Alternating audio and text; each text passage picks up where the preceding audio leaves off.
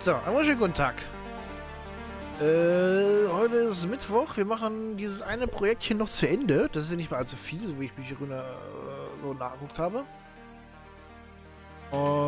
So, schieben wir es rein, schieben wir es durch. Die Kamera ist ja ein bisschen schief, wenn sich wundern. Eingestellt. So, da ist es.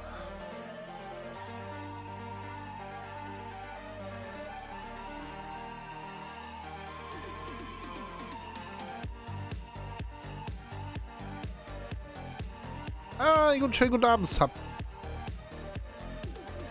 Ich hoffe, dass keine so allzu stressige Geschichte gehabt gestern oder heute noch haben werden.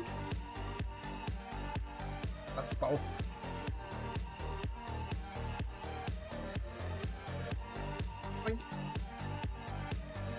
Der Controller, da ist er. So. Ja, wir müssen was machen. Haha, Moment.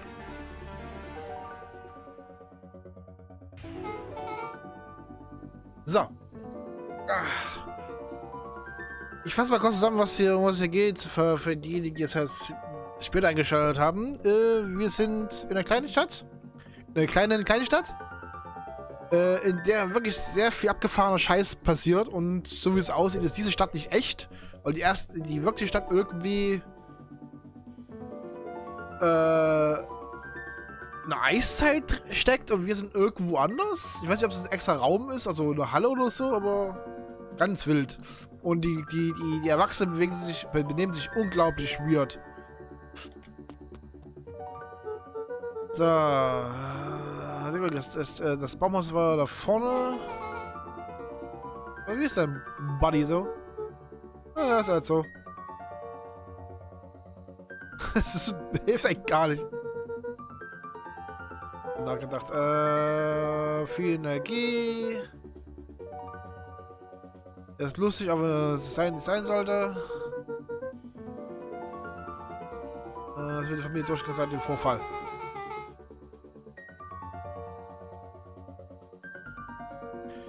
Was mir irgendwo sagen, weil diese Full House ist. Das ist eine lange Geschichte. Erzähl mir die Highlights.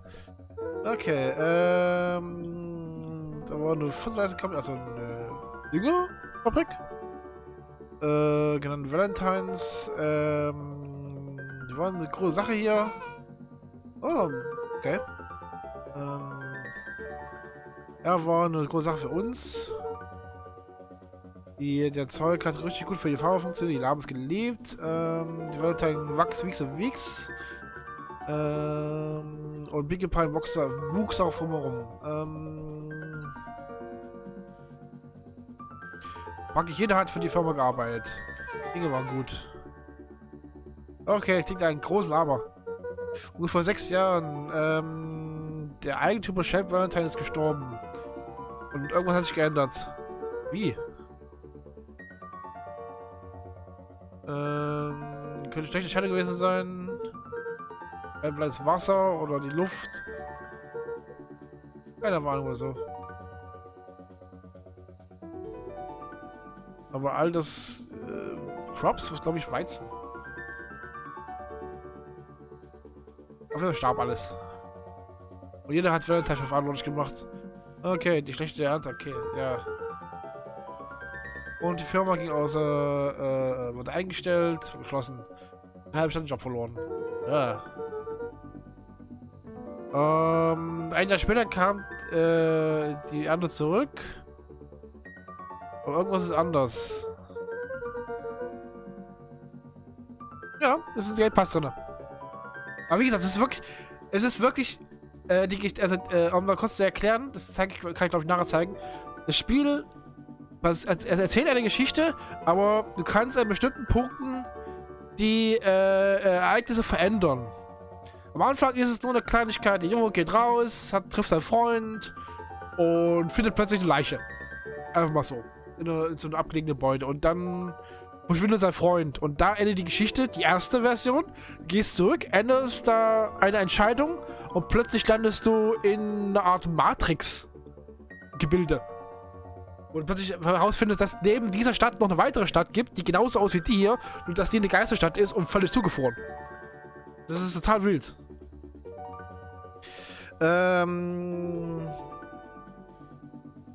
Und es ist Indie-Spiel, also theoretisch auch nicht so teuer. Okay, wir haben eigentlich versucht, wir in Ordnung zu bringen. Keiner weiß warum. Nö. Okay, die Form von Rolo ist auch davon betroffen gewesen. Und aus dem Grund wurde ihre Form härter getroffen als andere. Okay, das ist scheiße. Dinge wurden besser, seit Parental Harvest in die Stadt gekommen ist. Die Mega Reborn Initiative, okay. Das erste, was gemacht wurde, Deep Scrub, war glaube ich Sparmaßnahmen? Oder.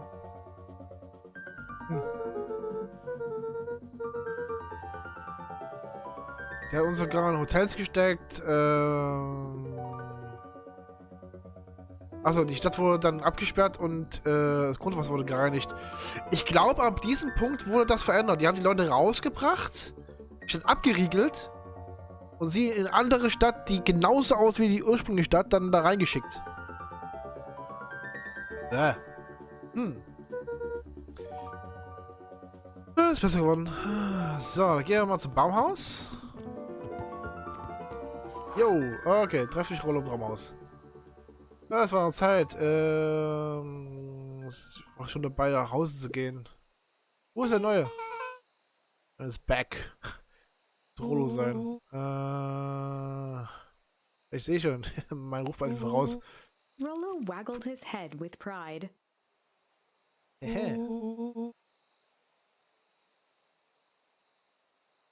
Du siehst, wir sparen keine Weile für eine Konstruktion. Ich habe die schlimmeren Haufen Müll gesehen. Danke. Hast du Sicherheitsmaßnahmen erzählt? Jo. Während ich gewartet habe, welche gemacht. Improvements, okay. Let's look down a little bit. Uns das Ganze mal anschauen. Ich finde, ich besetze es nur nicht wörtlich, sondern eher so sinngemäß. Können uns die Tage irgendwie helfen? Okay, was macht er da jetzt?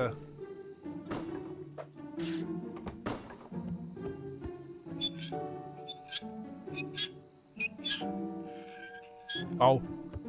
Okay.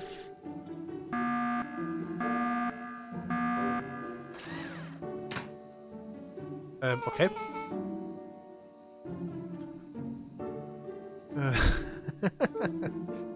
Immer.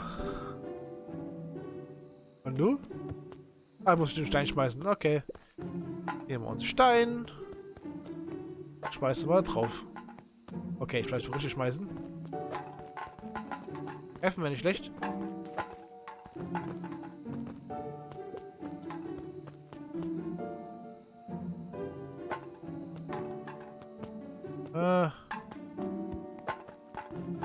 Ich treff's nicht.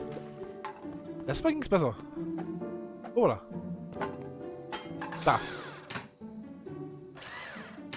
Da, Junge.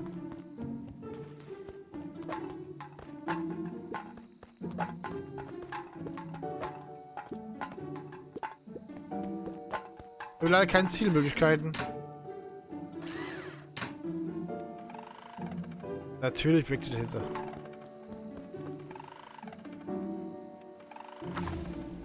Ups, das war es nicht. Das wollte nicht dahin, aber das ist praktisch der Baum der Veränderung. Da kann man da überall hingehen. Aber wir sehen mit der Story absolut nicht fertig.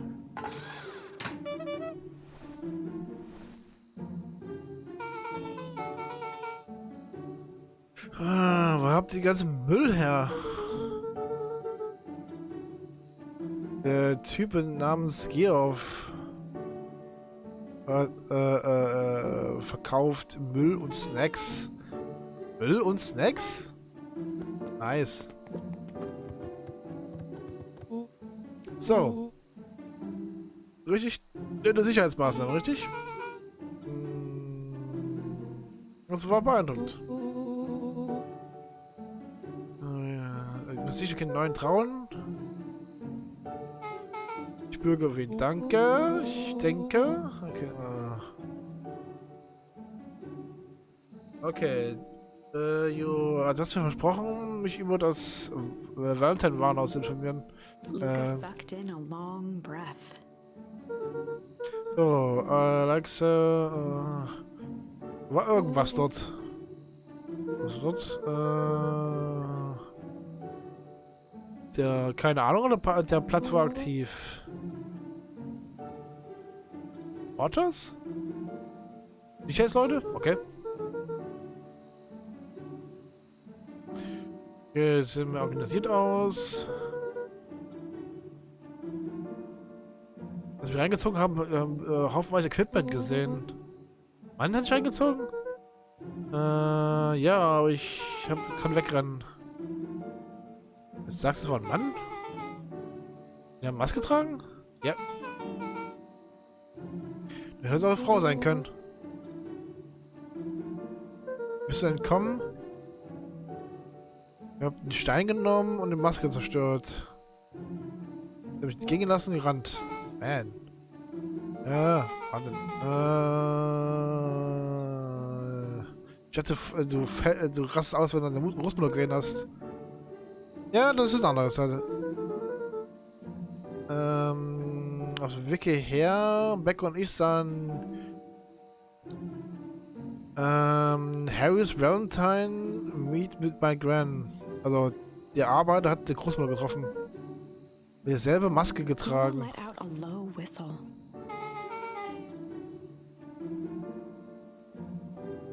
Und die haben viel noch nicht geredet.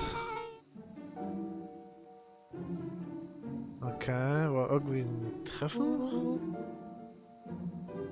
Okay, lass mich mal zusammenfassen. Also volle Operation in dem alten Valentine-Warenhaus. Du wurdest fast gefangen von einem Mann oder Frau in einem Sicherheitsanzug. Dann hast du eine Großmutter gesehen im selben Anzug. Und hat mit den Leuten von Valentine geredet. Das ist so ziemlich.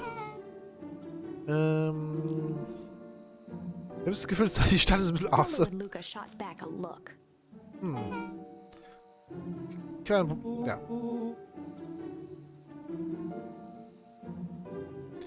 Okay, die logische Conclusion: Alien und Alien-Zombies, klar.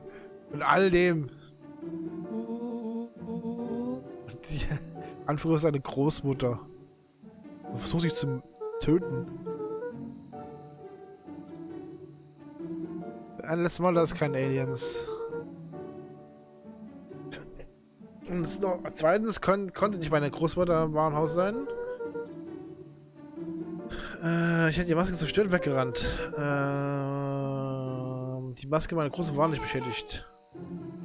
Aber die irgendwo verdeckt irgendwo, das ist vielleicht.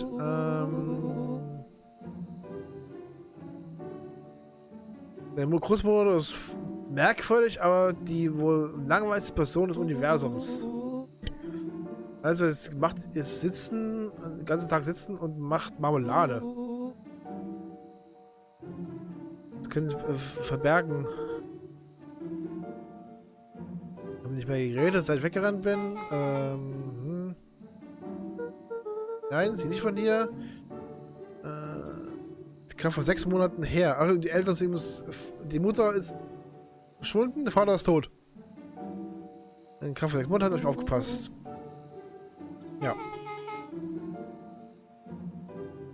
Ja, das wurde vor nicht wirklich. Das ist Jahre her, seit ich letztes Mal gesehen habe. Verstehen Sie falsch. Na,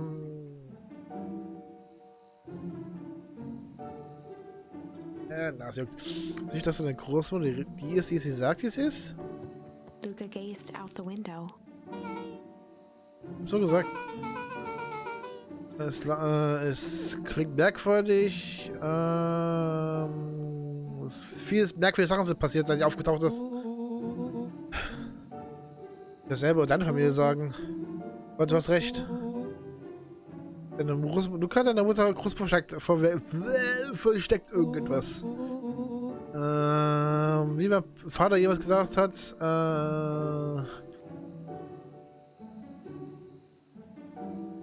manche vergraben ihre Sachen meistens tief, wenn sie verbergen haben. Wir müssen ein Haus nachsehen. Die Mutter irgendwas verbirgt. Ich habe es gemerkt. Das gesamte Ding von irgendwas verbergen. Also, ja, hast recht. Grund war nach Haus vor Wochen vor Stunden verlassen. Und diese Uhrzeit. Rufe ich morgen an, wenn der Luft rein ist. Können die Sache genauer nachsehen. Okay. Das soll mich zählen. Nun gut. Zurück nach Hause. Chapter 6. Secret Lair. Na da. Summer forged ahead, but the nights only seemed to grow colder. Luca walked home slowly under the pale starlight, cautious to avoid any more surprises lurking in the shadows. Reaching home, he slipped quietly into bed, half dreading what they might discover the next day. Kommen wir jetzt aufs Geheimnis endlich auf der Spur? Wie spät ist es? Okay. Ist in der Tür. Freund oder Feind? Das von hier? Er kommt von unten wahrscheinlich. Ah, genau hier. Ah, das ist er. Was zum... ist das? Hm? Das ist ein blöder Hut. Ah, das. Das hilft beim Denken. Brauchst eine ganze Menge mehr von das. Dann lach, wenn du willst. Dann lach nur, wenn ich diesen Fall löse. Luft rein. Ja, was auch immer sie diese Woche macht, es hält sie auf jeden Fall beschäftigt den ganzen Tag. Okay. Wollen wir loslegen. Luca and Beck rolled their eyes as Rollo strutted across the room. Wenn ich deine Großmutter wäre, würde ich bei den tiefsten dunkelsten Geheimnisse verstecken. Zumindest wo du es erwägst, aber das... Rollo flung open the cabinet with confidence. Aha. He coughed as a veil of dust hit his face. Denkst du es sicher? Seine Suche nach Staub. Das verdecken soll das. Nochmal. Kein Detective traut seiner ersten Vermutung. Der erste sind meistens die schlechten.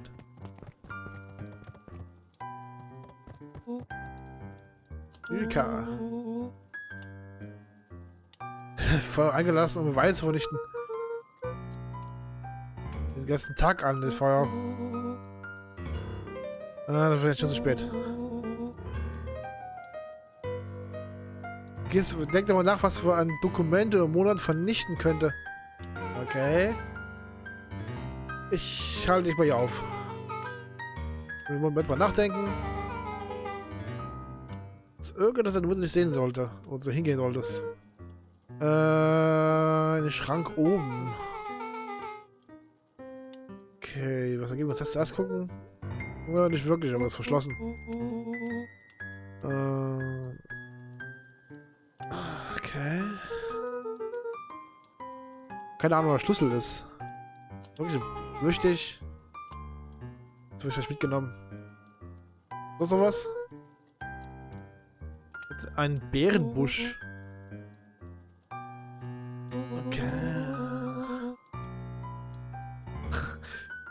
Dieses wichtige Ding und verstecke es im Busch. Auch wieder. Noch was? irgendwas, was nicht ganz reinpasst. Nun.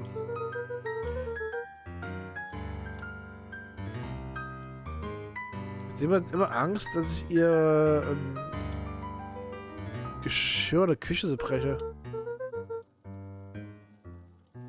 Ist auch egal, ich reiche sowieso nicht. A look of realization crept onto Luca's face. All three kids snapped to glance at each other, then sprinted in turn toward the kitchen. Was? Okay. Das ist deine Zeit zu glänzen. Ah ja. Okay, du erwartest also meine Experten-Skills, also Detective-Skills, ne? Dann wollen wir mal Before he loslegen. could finish, Luca scrambled up Rollo's back. Okay. Ah, reingelegt. Ja, das ist nicht um die Detective-Arbeit.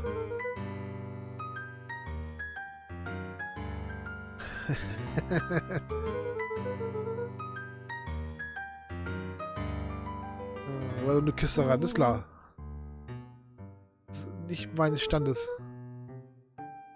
Hör auf zu reden, halt still. Got it. The three crowded around the hutch to peer in. With the glass doors opened, a perfect porcelain display gleamed in front of them. Their eyes searched for anything amiss. But the only distinct feature was its impeccability. Okay, das war nicht so spannend. Ja. Keine Ahnung, was ich da erwartet habe. Like, oh, hey! Also an diesen random Teetasse As und... Beck pulled on one of the teacups, it slanted forward with a hollow click. The entire hutch began to rustle and slide under its own power.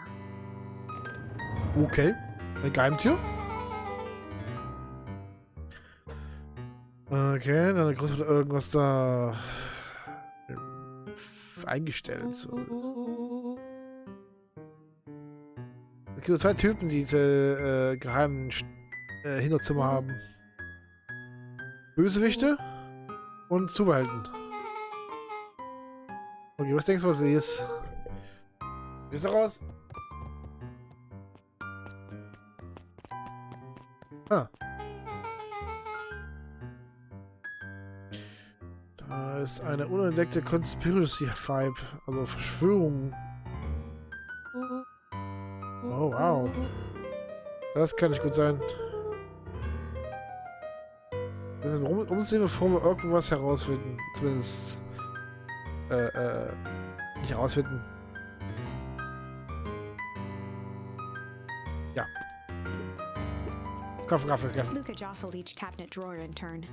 Only one was unlocked. He fingered through the filing cabinet, pausing at a bulging folder labeled Walter.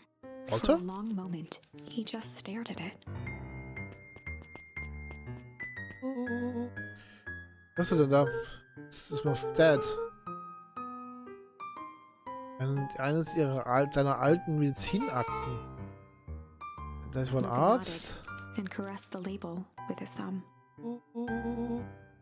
Willst du es lesen? Ich. Ja, lass mir helfen. Rollo swiped the folder from the drawer and began leafing through the pages. He whistled to himself, barely looking at the text. Jetzt, wenn du irgendwann was lesen würdest. Eine Sekunde.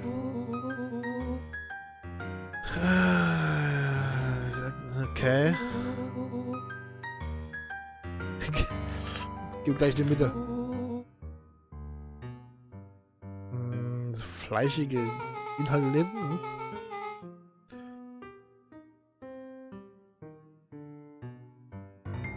Okay. Cheeseburgers. Mach He weiter. stopped at a page and mimed, holding up a monocle. Ah, hier ist es ja. Examination of Terrence will be. Okay.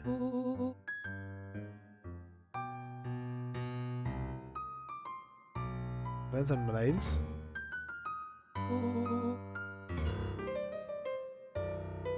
Die Kommentarnatur ist gefallen.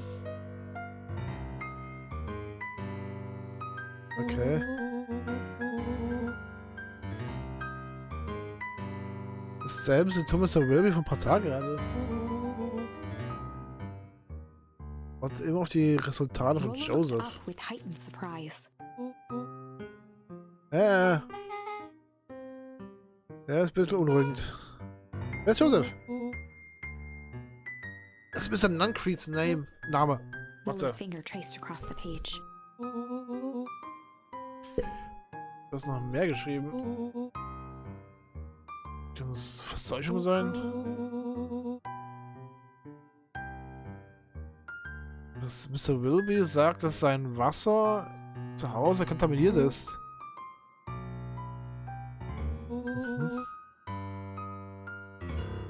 Ergebnis, also Labor hat mehr Fragen aufgestellt. Sieht aus, kam später zurück, hat diese Notizen gemacht. Also es gehört irgendwie zusammen mit anderem. Okay, die Schrift sieht verwackelt aus. Konnte ihm die helfen? Diese Krankheit, was auch immer es ist. Schreit schnell fort.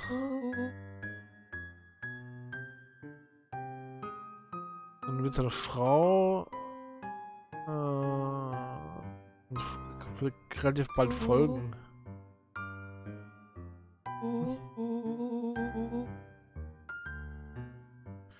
Okay, genug ist genug, ich muss es selber in die Hand nehmen. Staring blankly at the cabinet this whole time, spoke softly. Sag das noch. Rustled the folder, trying to loose more pages. Das war alles. Muss mehr sein. Frantically shoved the remaining cabinet folders, trying to find another labeled Walter. Da wurde einzige. Dieses alphabetisch. Meinte, genug ist genug. Du musst deine Sachen in eigene Hand nehmen. Das ist Schwachsinn. A spider web of string connected photos of people from the town, interspersed with hastily scrawled notes. Okay, sie hat sich wirklich beschäftigt gehalten. Oder Serienkiller?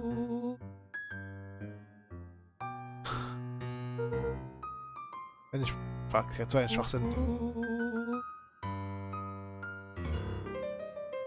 Okay, sie hat nur die Bewegung einfach in der ganzen Stadt gehabt.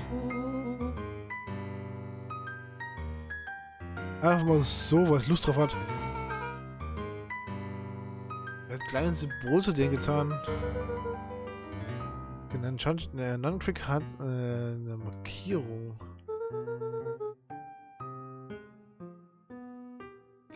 Alles im großen Kreis. Meine Mutter, also meine Eltern sind auch da drin. Beide mit Fragezeichen. Zwei Fragezeichen.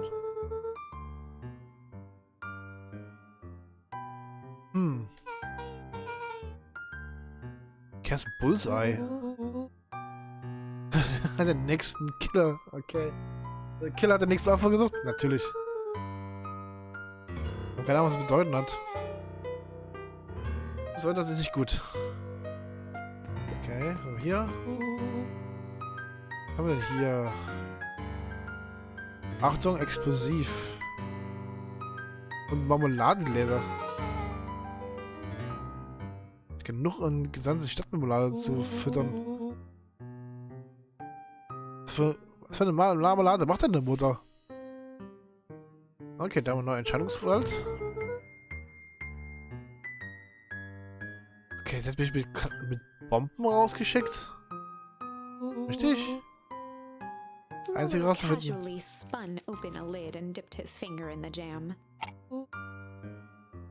Huckleberries. He smacked his lips. Ein bisschen brauner Zucker und... Aber? Was? Plunged his hand in the jar, fishing out a soggy slip of paper.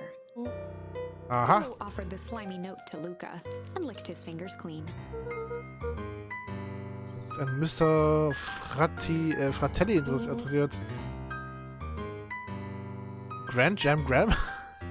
Okay. Marmeladennachricht. Sagt in letzter Nacht, ich benutzte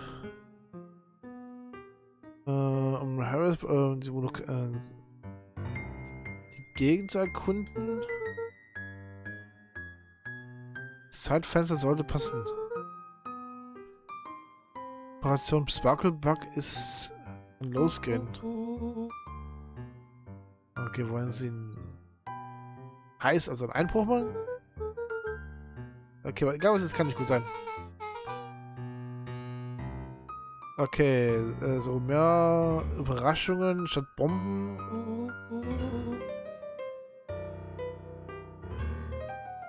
Okay. Was nicht schlecht ist hier. Okay. Dann mal gucken. They crowded around a worn-down old map of Beacon Pines. Sieht aus wie eine Schatzkarte. Jede alte Karte ist eine Schatzkarte. Ja, aber jede Schatzkarte ist eine alte Karte. Kann die Logik nicht bestreiten.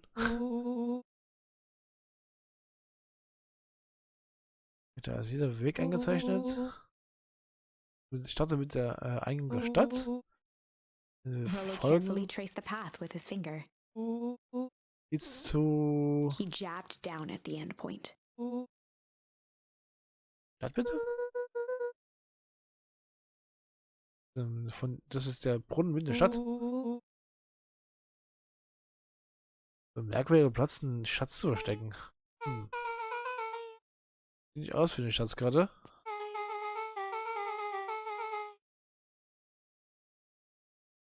Das Ende des Weges hat dasselbe Symbol wie die Symbole auf den Fässern da drüben.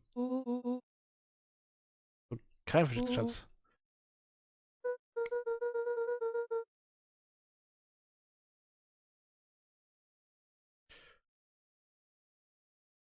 Okay, warum hat letzten Monat so aufgeregt? Festival? Ui. Der Gaub? Eine Gulp-like Situation, also er schlucken musste. Jeder will in der Nähe seiner Stadtmitte. Die wollen die Stadtfest in Luft jagen. Aber nicht, wenn sie stoppen können. Oh, oh, da kommt jemand. Luca looked up from the map. War das? Ist auch gehört. Mit die Vordertür. Also jemand hat die Tür geschlossen. Weil bedeutet, jemand ist oben.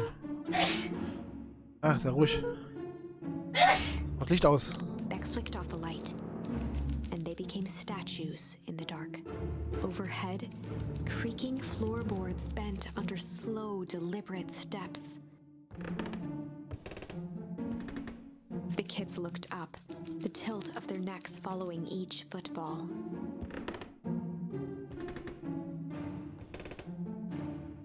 Then suddenly, it stopped. Without realizing, they'd been holding their breath. All three exhaled shakily and glanced at each other. A muffled male voice broke the silence. Male? Hallo? A final few footsteps reached the entrance above them, and the voice now echoed down the stairs. Jemand da The unten? three kids shuffled to the corners without a peep. As he began to descend the stairs, the man's voice punctuated every new step. Thump, Joho! Bin ich hier, um euch weh zu tun? thump, Bin hier, um euch zu helfen. Okay. At the bottom step, the man paused, squinting to search the room for signs of life. Ah, da scheint Lou jemand. shifted suddenly. Luca gave him an intense, chastising look and whispered through clenched teeth. Nicht It Rollo. was too late. Rollo was already inching toward the stairway. He screeched as he charged toward the shadowy figure. Lemon Chicken Coop. Okay. With all his weight, Rollo tackled the man to the ground. Rollo? Merkwürdiger, gruseliger Mann. Irgendwer? From the dark corner, they saw something move. Naja, ich hätte nicht gedacht, dass er ihn mehr hatte. Nur einen Weg herauszufinden. Okay, du hast bis Wahnsinn den Mann umgebracht. Luca scrambled to the hunched figure on the ground, pressing his fingers to the man's neck. He sighed with relief. Okay. Sind As Beck ausgenockt. flicked back on the light, Luca and Rollo both gasped in stereo. Mr. Tolliver?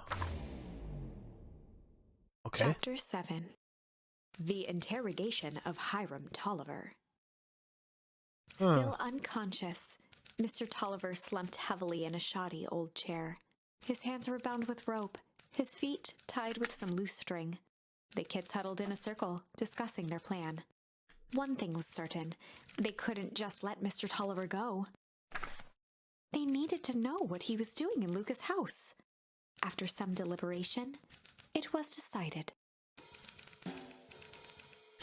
Okay, wie machen wir? Wir können chill, also die leichte oder die schwere Methode? Gehen wir leichte Methode, können wir noch ändern. They'd run the classic good cop, chill cop interrogation.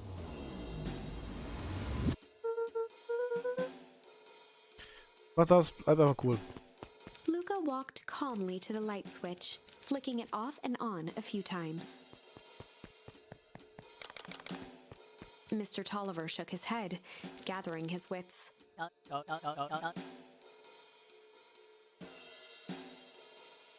Okay. He looked over to find Luca, who returned a calming grin. Komm, Mr. Tolliver. Ein großes Missverständnis. Geht nicht ab. Warum hast du mich hier unten eingesperrt? Kann nicht, weil ich nicht irgendjemand ist schuld. Rollo war etwas übermütig. Rollo Oh, and hier? Beck emerged from hiding to give a timid wave. Okay. Fehler kann passieren.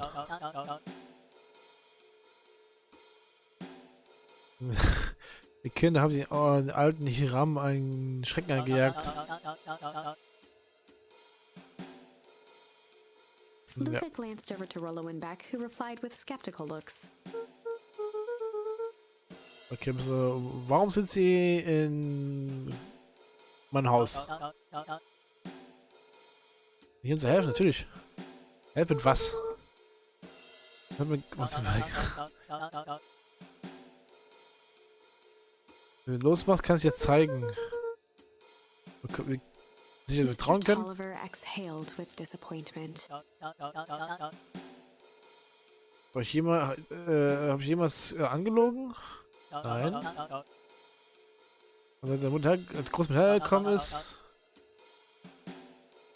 war ich ja immer sehr gastfreundlich zu dir. Okay. Warum hast du jetzt abgewandelt? Ja. All diese Sachen sehen sehr merkwürdig aus. Ein Brett mit Namen, die ganze Stadt. Ein Archiv von meinem Vaters alten Luca Patientenakte. gestured to the corner. Fässer mit Explosivs. Können wir das erklären? Jetzt mal losmachen. Kinder verdient Luca eine looked again to Rollo Erklärung. and Beck. This time they shrugged. Luca began to slowly loosen the bindings. Wieso glaube ich Mr. dir nicht? Tolliver gently rubbed his wrists. Gute Entscheidung. Alles macht nach und He nach Sinn. edged imperceptibly toward the stairs as he spoke. Also die Stadt hat ein Geheimnis. Ein sehr dunkles Geheimnis Before the natürlich. kids had even noticed his movement, Mr. Tolliver was at the light switch. In der Vergangenheit die vergraben sein He soll. punctuated his final words by flicking the switch and rushing up the stairs.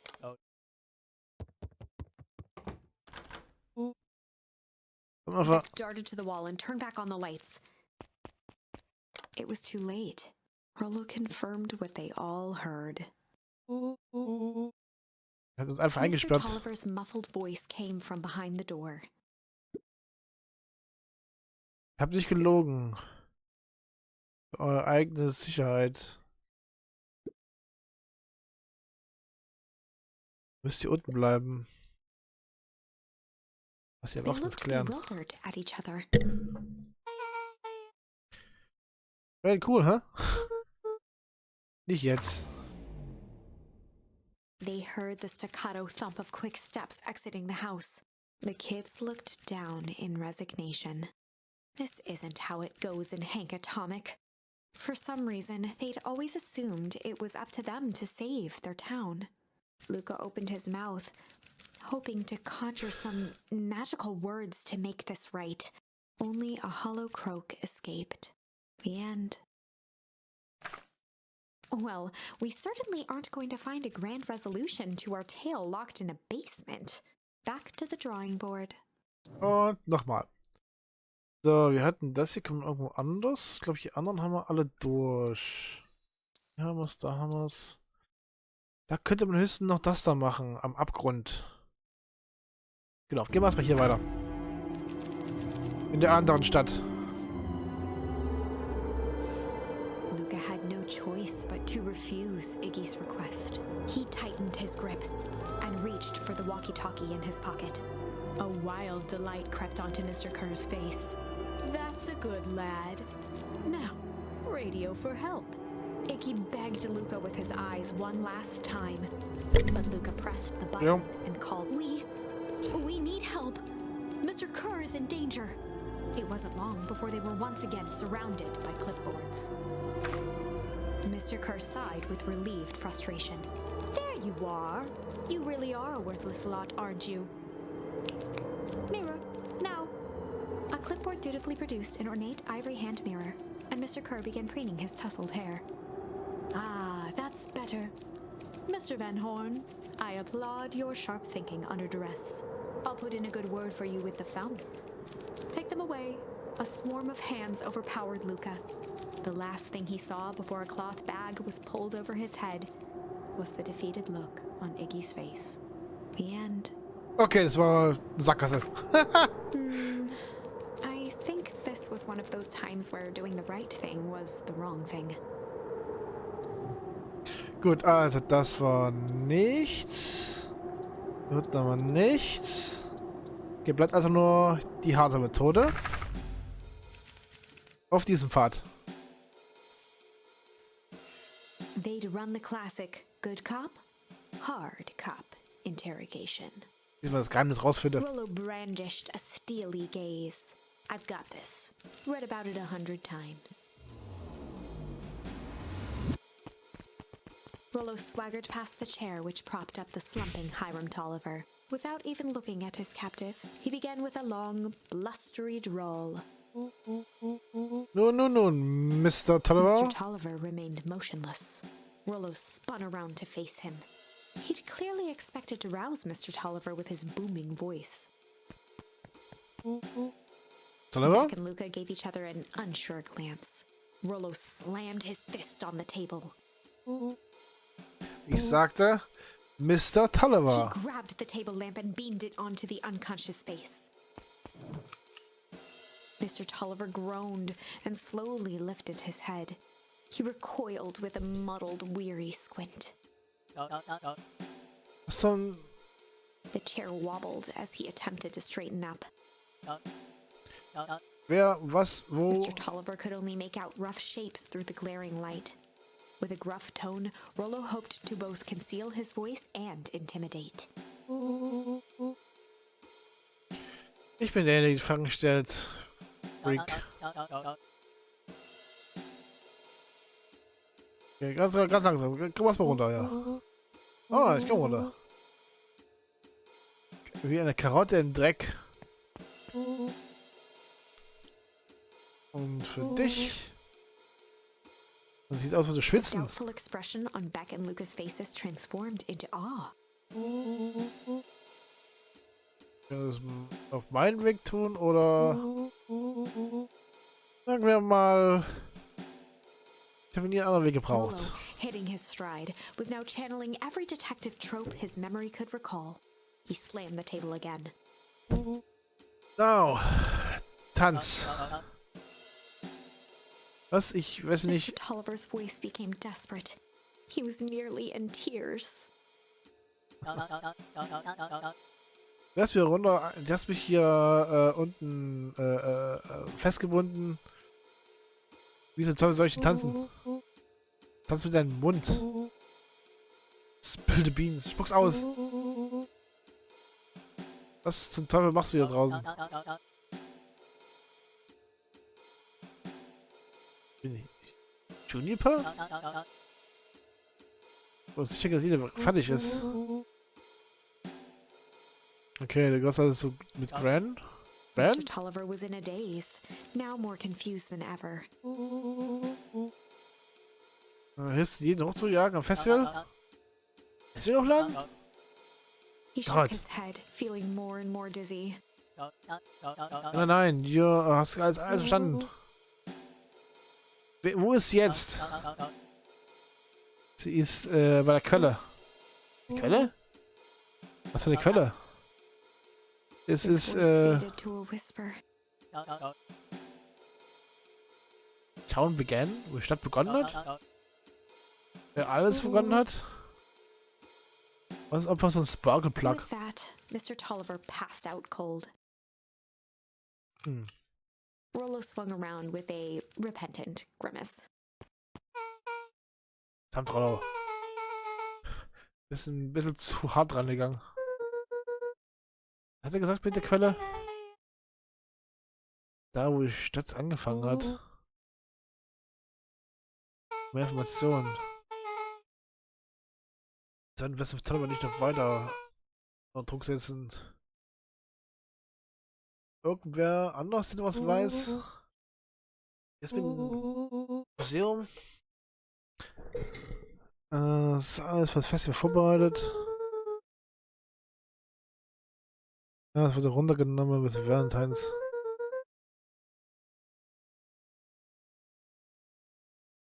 Okay, Fluffy Glory.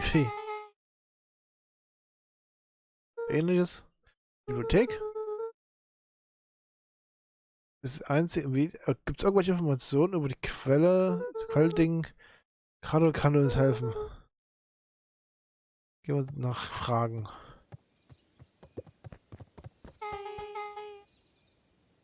Ist ja nicht die kleine Bibliothek. Ja, danke Arbeit. Die bist du jung für ein Bibliothekar? Ah. Kato hängt nicht die ganze Weile rum. Wir haben sogar nicht ein paar Schlüssel gegeben. Ich habe ein paar Beobachter, ich halte nur ein Auge offen hier auf den Platz. Der Raum ist umsonst? Es ist gleichsam zogen allen Büchern, die ich haben will.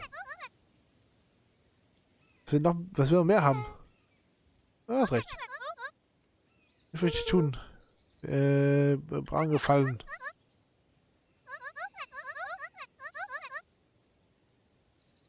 Kann ich für das nächste Atomic Buch.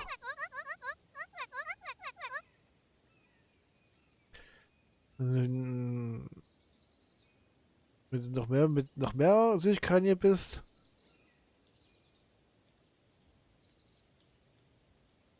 Mehr kaufen, okay.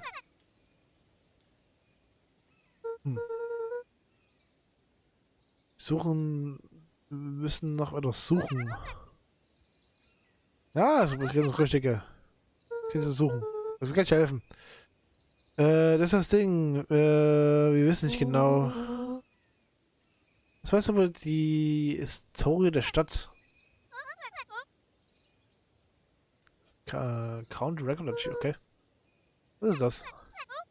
Births, Deaths, Geburten, Geburten, Tote, Zeitungen, Clippings und alles mögliche halt. Archiv. Langweiliges Zeugs.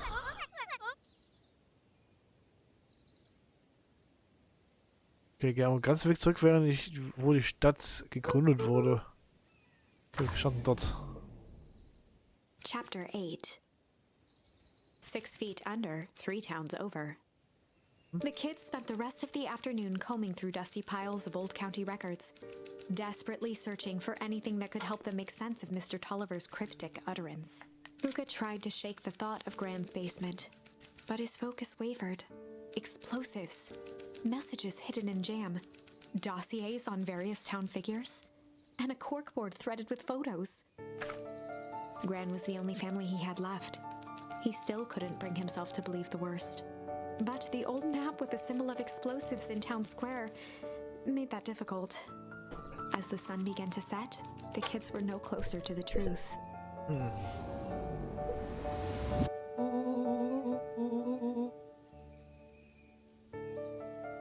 Wenn ich mehr von dem Zeug rede, werden meine Augen rausfallen. Müssen wir da graben. Wenn ich eine andere Welt grabe. Ich werde auf jeden Fall an diese Todanzeigen gerüstet.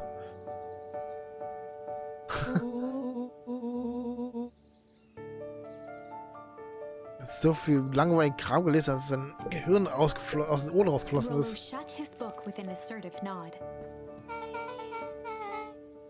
Das ist besser, dir das sag es. Kriegst du meine Schwester.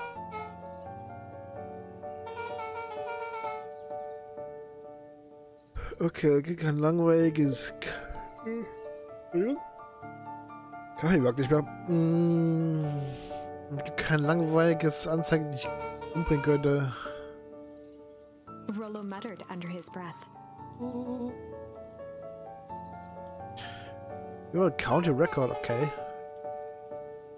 Weißt du, was du kriegen kannst?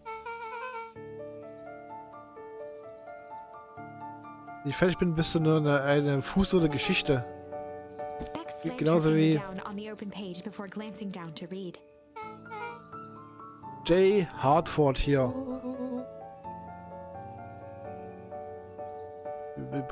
Ich würde sehen, wie du das machst. Hey, hey, hey. Alle ein bisschen müde. Eine Minute. Was war der Name? J. Hartford? Von der Brookfield Tribune. 8 Jahre her. Kann nicht richtig sein. J. Hartford. Das ist mein Grandson. Oh, Großmutters Name. Jumpier Hartford. Vielleicht 2 J. Hartfords? Miss Hartford überlebte eine junge Tochter E. Hartford. Der Name war Eleanor. Okay, das war gruselig. Wenn deine Großmutter 6 Fuß unter der Stadt ist. Mit wem habe ich gelebt?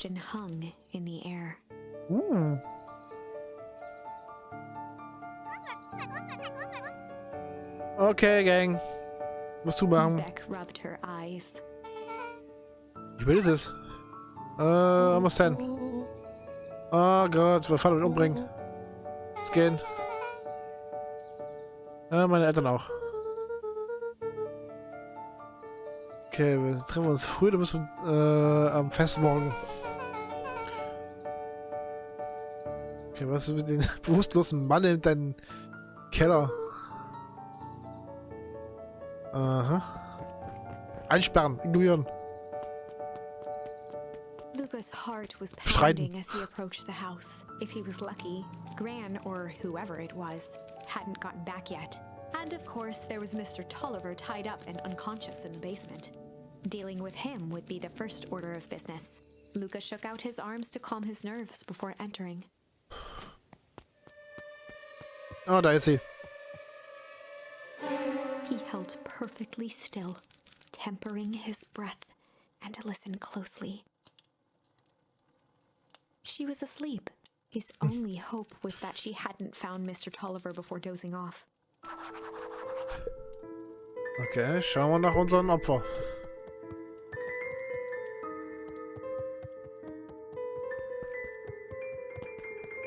Ist weg. Das ist gut. Mr. Oh nein. Tolliver was nowhere to be seen.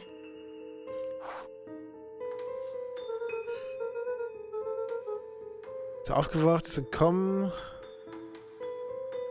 Ohne Spuren, verschwunden ohne Spuren zu lassen. Maybe Gran knew everything. Ja. Was will ich tun? Luca's hungry stomach groaned. Not realizing it, he'd gone the entire day without eating. Okay, kann er rausfinden. Luca rushed Essen. over to the pile of jam jars, unscrewed one, and shoveled a handful into his mouth.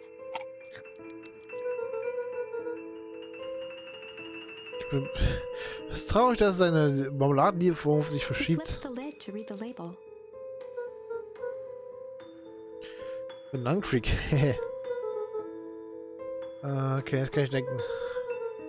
So, wenn Gran weiß, dass wir die Tolliver festgebunden haben, bin ich erledigt. Wenn sie es nicht weiß, dann muss ich einfach cool sein. Nicht anmerken lassen. Okay, die beste Option ist, ins Bett zu gehen, ohne irgendwas zu sagen. Gran wird wahrscheinlich denken, Mr. Tolliver wird das beenden, was sie auch immer machen wollte. Okay, wenn man das sagen will. Wieder zumachen? Nein.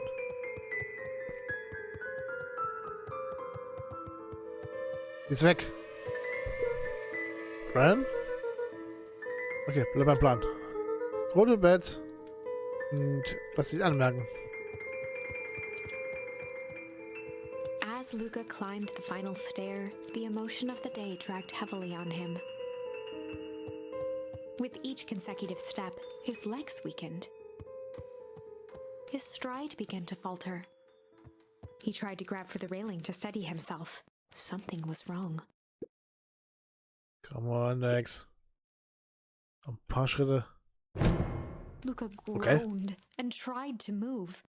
His limbs might as well have been bolted to the ground. Through numb lips, he mumbled just before falling asleep.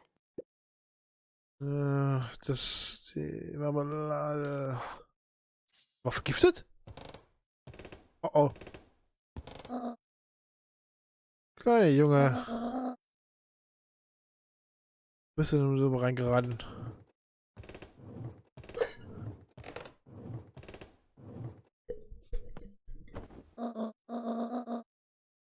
Okay, schlaf jetzt und ich mach den Rest.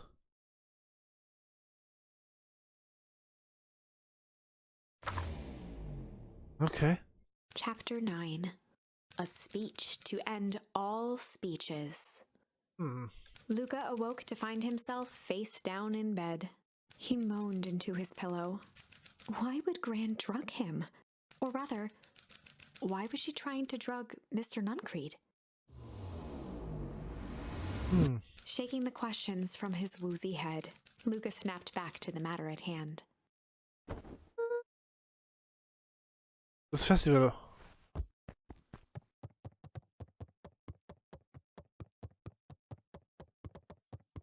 Was wurde sich da? Wir gehen. Festival. Okay. Die beiden. Wo warst du denn? Hä? Gran hat irgendwas in den Marmelade getan. Ja, ich weiß. Geheime Nachrichten von Geheimverschwörungen. Nicht das, das war für Mr. Nuncreed. Hat mich, umgehauen. Oh, Moment. Sly. Okay, ich denke, sie wollte ihn entfernen. Er ist vielleicht in Gefahr. Irgendwas gefunden? Wir haben nichts gefunden.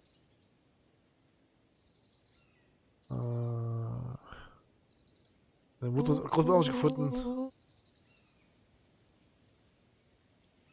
Okay, dann ist Non-Creed. Will eine Rede halten? Ist schon eine Rede. Bürgermeister Gass ist am Podium. Alles vorbereitet auf den. Let's go. Let's go. Augustus Valentine nervously wiped his brow. Ahem. Das Ding. Hallo, Big Pines. Ich bin August Valentine, ja, Bürgermeister und ich schätze, ihr wisst alles schon. Ja. Bevor wir starten, ich würde gerne an jemand gedenken, der heute nicht da sein kann. Die Stadt wäre nicht, wo sie heute ist, ohne meinen Vater, Sharper Valentine.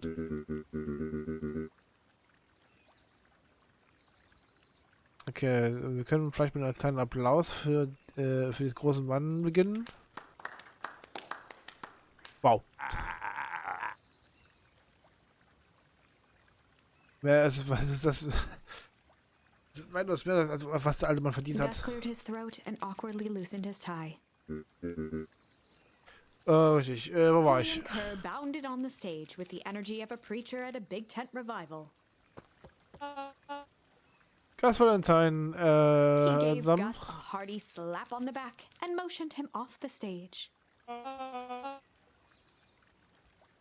Das ist von unserem Bürgermeister hören. Was für ein... Ja. Ein großen Turnout. So, ja. Verdammt, ich bin nichts vorbereitet. Aber, ich könnte ein paar Worte sagen. Wäre eine Schande, so ein Podium zu Mr. verschwenden. Kerr pulled a thick stack of note cards out from his vest. Dieses. Community. Okay. Das sind ein paar Dinge, die das Festival zelebrieren. Was ist ein Stapel für ein besseres Morgen? Ich muss ein paar Dinge hinzufügen. Änderungen. Veränderungen, das ist eine schöne Sache.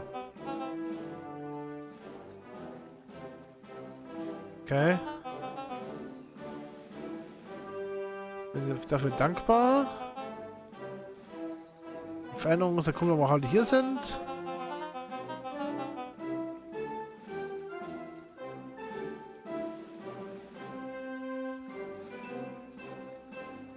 Das kann ich nicht glauben. Es ist hart zu glauben, dass ich vor 4 Jahren hergekommen, was das Schicksal hergibt. Also.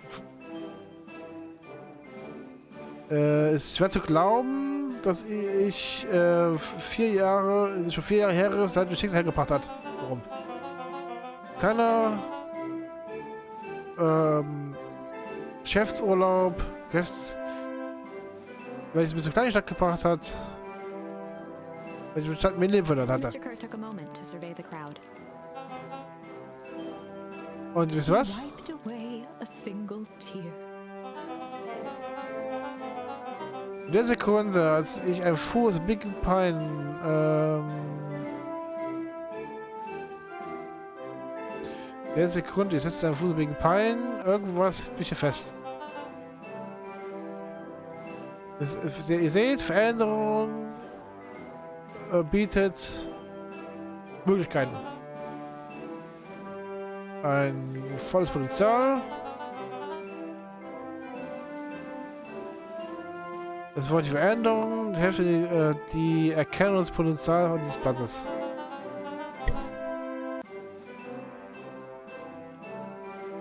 Okay, haben auf jeden Fall viel Leid durchgemacht.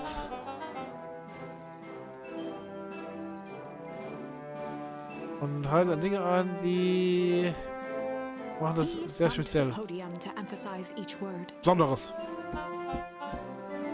Community, okay. Änderung. Mr. Kerr nodded confidently, biting his lip. The crowd was silent, in rapt attention.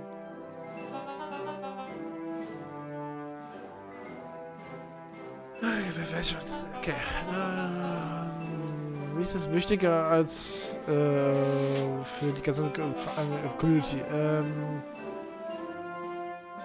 Mr. Kerr methodically made eye contact with each section of the crowd. Da.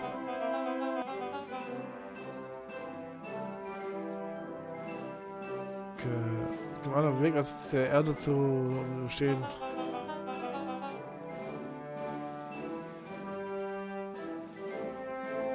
Bessere Morgen war hinter dem Horizont. Okay.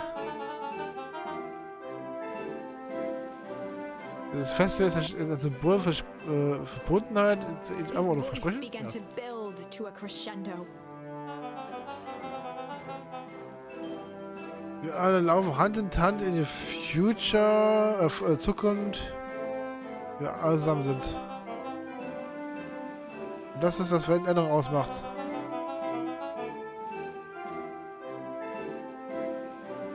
Ah. Änderung eine Wahl, eine Chance.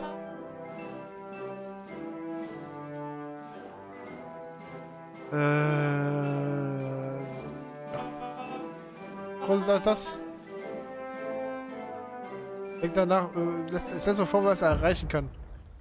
Oh oh. Was war das? Began to look around nervously. Keine Sorge, ein kleines Gewitter es ruiniert den Tag. Aber bleib ruhig. Mr. Kerr quickly flicked through his note cards. Ja, wo war ich? Ah.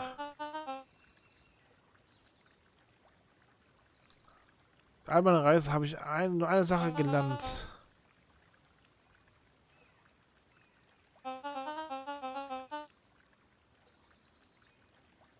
Wir haben alle etwas wirklich Gutes in der Stadt hinterlassen.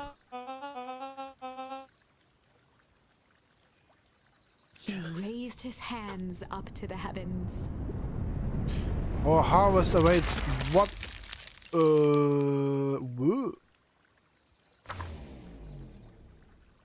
At that moment, a merciless wall of impossibly cold air ripped through the crowd, instantly freezing everyone and everything it touched. Okay. For a man like William Kerr, this was a fitting way for things to end. On a stage, with an entire town frozen in rapt attention for the rest of time. Okay, da muss was zu tun haben, als ich da geopfert hat. End. War richtig hart. There's that ice again! Whenever I think we're getting close, it comes along and ruins everything! Maybe we should just quit? Maybe you should just close the book, walk away, and never think of me again. No, I don't mean that. We got a little closer this time. We just need to try again. Please. Okay, wohin geht's jetzt? Okay, Slay. Kann man das irgendwo anders anwenden oder geht das noch hier? Aber dieser Branch ist aus. Okay, also. Slay.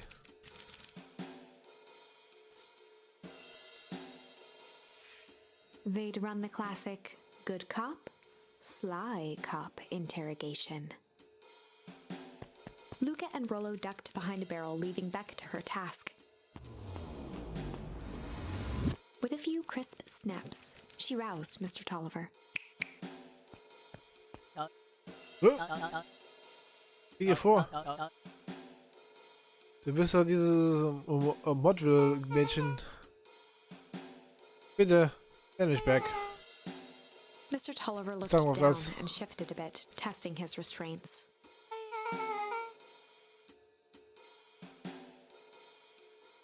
Ist ab, okay.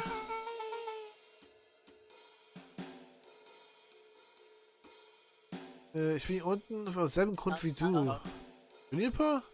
Hat dich Beck gelandet? caught herself before letting the surprise manifest on her face. She'd already gotten him to reveal his relation to Gran. This was gonna be easy.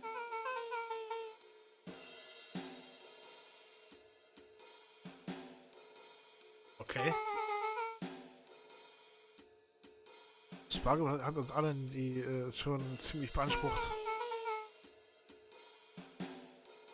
Ich dachte, wir würden eine kleine Unterstützung brauchen. Ein Kind geschickt? Besser Weg, Verdächtigungen auszuweichen. Mit dem Kind packe ich hier Verdächtigen. Ja, jetzt Mr. was Tulliver richtig sein. wriggled a bit in his restraints. Oh, Verzeihung. Beck quickly removed the ropes. Muss ja unangenehm sein. Ein wenig, ja. Haben wir was verstanden? Wir wissen gar nicht, wie man sich da trauen Mr. kann. Tulliver rubbed the growing knot on his forehead. Ach, wahr. Okay, jetzt hätte ich raus, diesen beide hier. Twirled her So. hand, as if to prompt Mr. Tulliver to finish her thought. Die Beweise zu vernichten. Beck shook her head and clicked her tongue. Yep. Mr. Tulliver let out an amused huff in agreement. Ja, ist sie. Nicht für übel. Wir werden irgendwie noch rausfinden, dass wir die Quelle zerstören. Wäre ziemlich schlecht.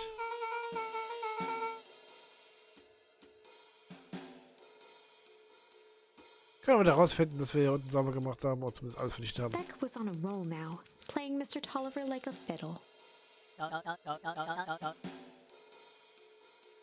Sieh, dass du es selber hinkriegst? Julia hat mir traut mir ja aus einem Grund. Kannst du den Rest mir überlassen. Jetzt mal eine Sache beenden. Was denn? Oh, nichts Wichtiges. Anderen Tag, ich habe das sorry. Ist doch kein Kenny-Chef? Okay.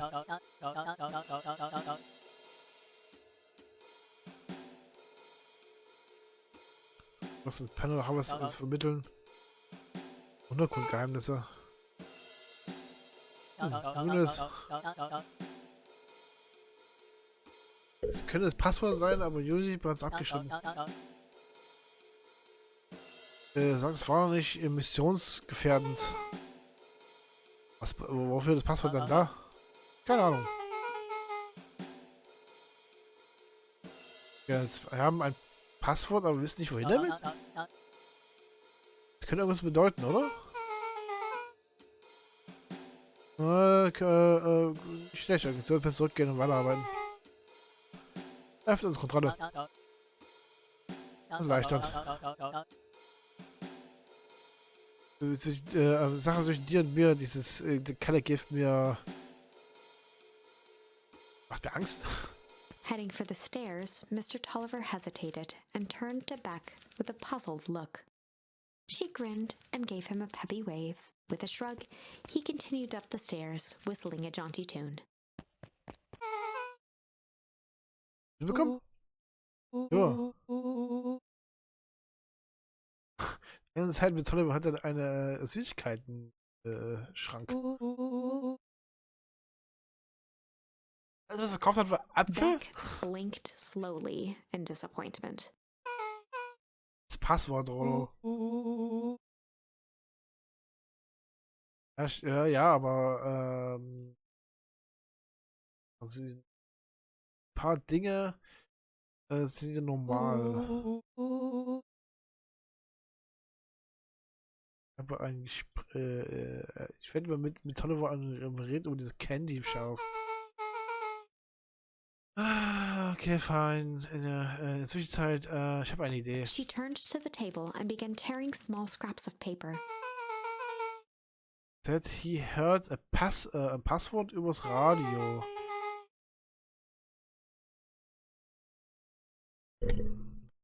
Spy Transmission. Eine gute Spionageübertragung ist nicht das, was es sein Beck sollte. marked each scrap of paper and leaned back. Das ist die geheime Botschaft Schüssel. Okay. Was ist ein anderes Wort für Untergrund? Buried. Graben. Vergraben. Begraben. Gedeckt sein?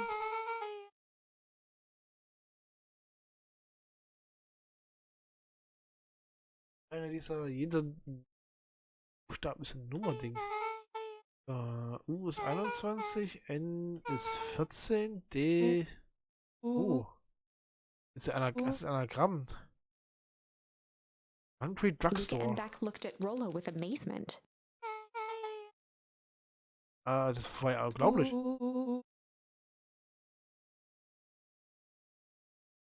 Es könnte auch Red's Nude Drugstore. Ich glaube, der erste war richtiger. Was hast du gemacht? Was soll ich sagen? Ich mag das. Moment.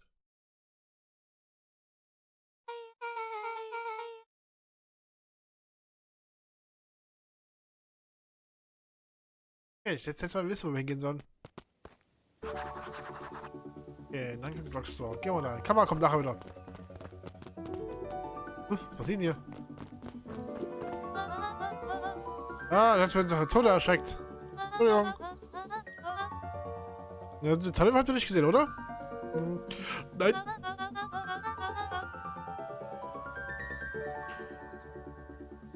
Okay. Ich schwöre, der Mann wird seit seiner Beerdigung zu spät kommen. Könnte ein bisschen zu tun haben. Links ein bisschen nach.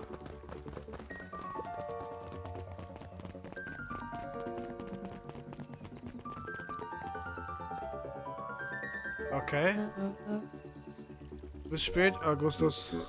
Sorry, Schwester. Warum Arbeit beschäftigt? Arbeit? Du? Ein paar Sachen mit dem Festival zu tun. Was zu berichten?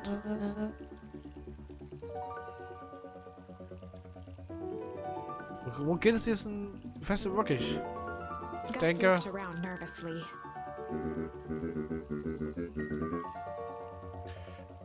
Mr. Carr... will wirklich etwas Gutes für die Stadt tun. Er ist wirklich ein netter Kerl. So ein bisschen Zeit mit ihm verbringen.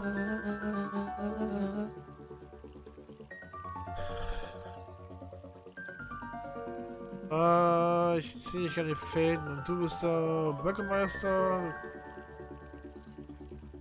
Und den kannst du Profile machen.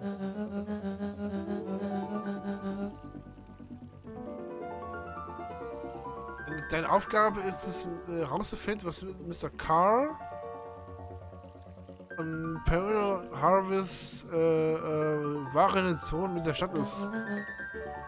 Ich habe eine Verantwortung. Unseres Vaters Stadt. Was? Wow. Entschuldigung? Es war unser Vater Stadt. Er ist gegangen. Und er kommt nie wieder zurück. Vater hat nichts erlassen als Probleme. K kam her und hat uns Hilfe angeboten. Also er steckt dahinter. Verstehe. Wir haben sich Hilfe akzeptiert. Wir haben nicht... Wir sind nicht... Ich war... Wir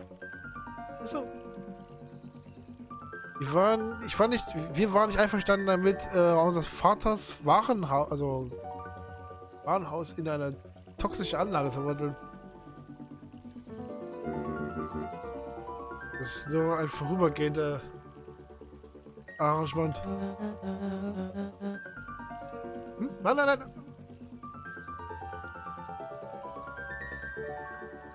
Was machst du da? Okay, alles klar, warte ich. Kleinigkeit im Hintergrund.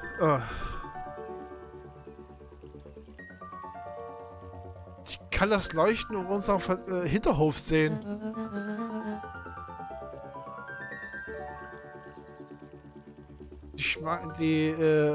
Sie lassen ihre kleinen Geheimnisse bei uns.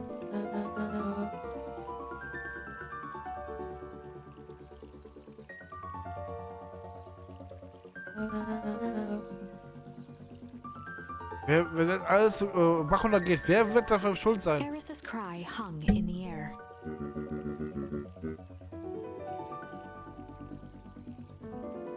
Ich habe eine neue Chance das zu machen. Die Stadt wird sich verändern, aber wir wollen doch nicht. Wollen wir ein Teil davon sein? Oder vergessen? Ja, Schande. Unser Vater hat dich Augustus genannt. Und du wirst immer unser Gras bleiben. Gute Nacht. Seh dich morgen.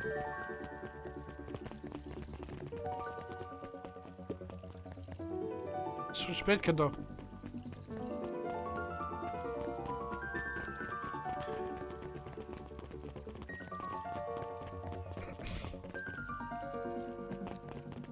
Nuncreed, da ist er. Solomon stood proudly at the entrance to the drugstore, holding a brown bag overflowing with black licorice. Hey, Solomon! So, ein bisschen Nuncreed. Ist noch hier? Ich glaube nicht. Wo ist denn die Süßigkeit her? Sagen wir mal, wir haben eine Vereinbarung. Solomon shoveled a surprising amount of licorice into his mouth.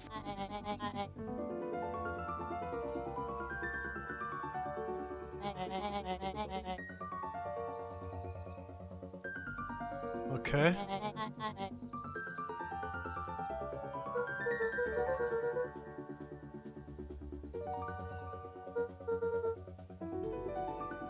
Natürlich macht, okay.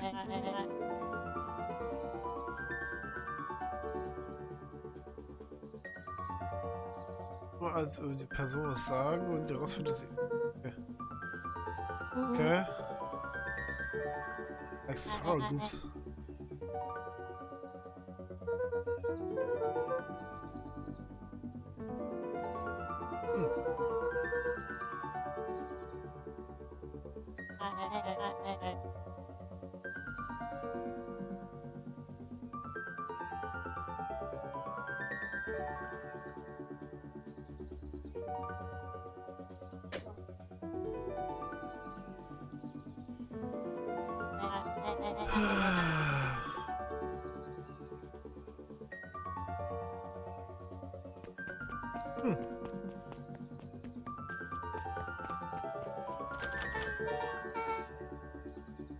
Okay, er hat recht, ist geschlossen.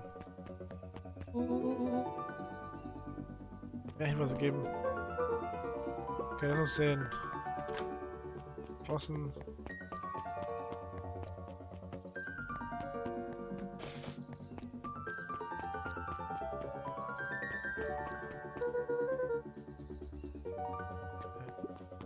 Ja. Hat jemand gesehen, wie sie das benutzt hat? Nehmen wir es non-creed? Nein. Beck cupped her hands on the glass to peek inside. Keine normale Telefonzelle. Ein blinkendes Keyboard?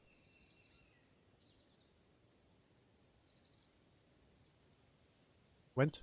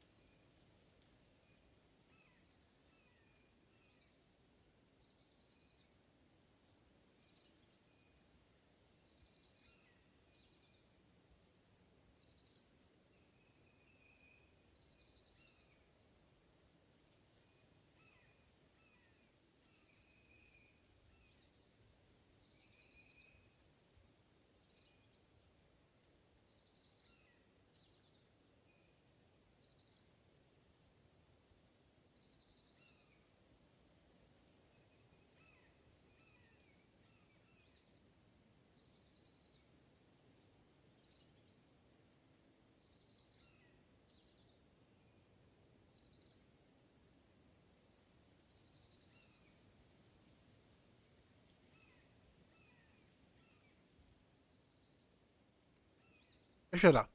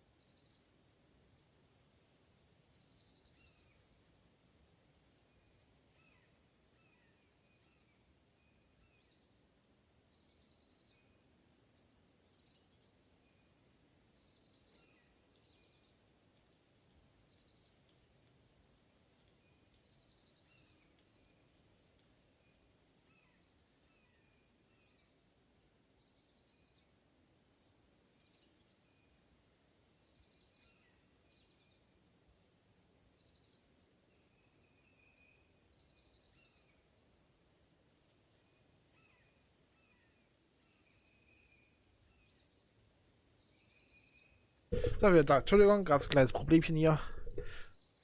Schau dich raus. Okay, blinke Keyboard. Oder ein blinkendes Keyboard sein. Friends, New Drugstore. Steht wieder. I mean, Underground Secrets. Das Beck Passwort. flung open the door and they all squeezed in. Okay, lass mir mal Luca schauen. cracked his knuckles and entered the letters into the keypad. Underground Secrets. Und nun? The Abwärts. inside of the phone booth dropped loose from its shell. Moment, das Passwort war Underground Secrets? Nicht sehr. Wie geheimnisvoll. Without even the space to panic, they closed their eyes, held their breath, and accepted their fate. Mal rausfinden, was hier los ist. Suddenly, the chaotic descent slowed to an effortless landing. It was unclear where they ended up, but at least it was solid ground.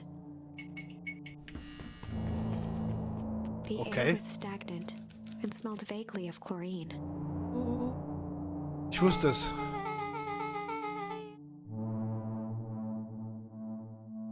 Du wusstest, dass hier ein geheimer Raum mit merkwürdigen Geruchen ist? Ohne Telefonzelle? Natürlich. Wurde nicht gesagt?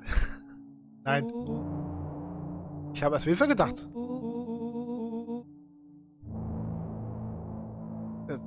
Erinnerst du dich, erinnerst du dich, wie cool es wäre?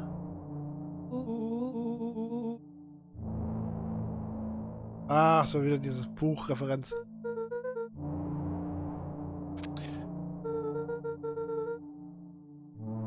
Das hast du über jede Technologie. Bin ich ein guter... Ja.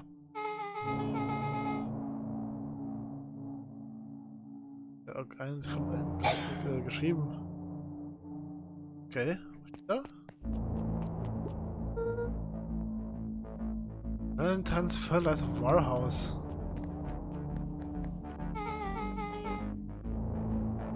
Ist nicht da, wo du fast geschnappt wurdest? Ja. Yeah. So the Parallel Harvest. muss eine Röhre haben zum Valentine-Platz. Das war das große. Jetzt willst du das? House Main Office? Okay. Da arbeitet meine Mutter. Was tut sie da? Wissenschaftszeug. Sie wird darin irgendwie involviert? Wie kann das herkommen? Wie können darin involviert sein? Ach ja, wahr. Mining Operations Alpha. Haben wir denn hier? Nicht, dass ich wüsste. Okay. Und, Röhre.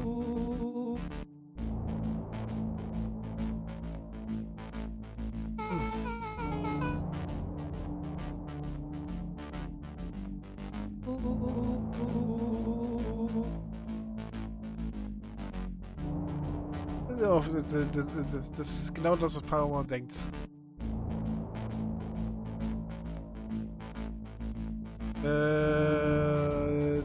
Was ignoriert sich immer das, was er sagt, bis es zu spät ist.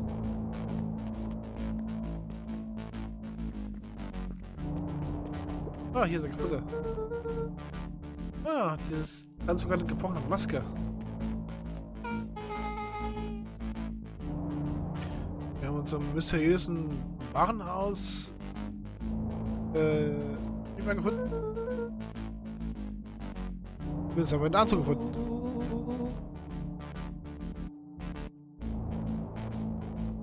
Es läuft wie in Concrete und regnet wie in Concrete. Jetzt gehen wir nicht zu den Verbindungen. So gesagt.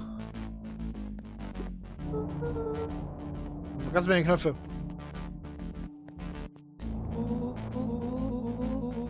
Diese Seite, Erdling. Ich habe genug Hank Atomic gelesen. Und eine Menge Cypher-Kram zu kennen. Na klar. Er drückt einfach Knöpfe. Many, Mo.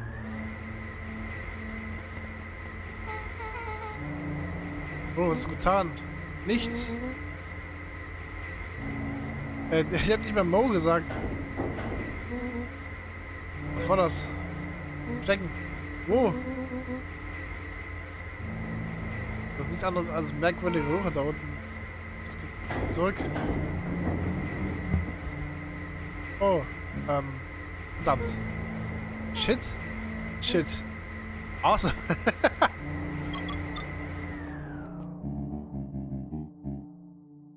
Alle mitbekommen. Gehen nirgends hin mit dir. Nicht bevor wir Antworten kriegen. Mr. Untergrundgeheimnisse. Ich dachte, das war ein bescheuertes Passwort. Die mögen alles, was sie klüger fühlen. Clever. Also. Ja. Wer ist sie? Ist egal.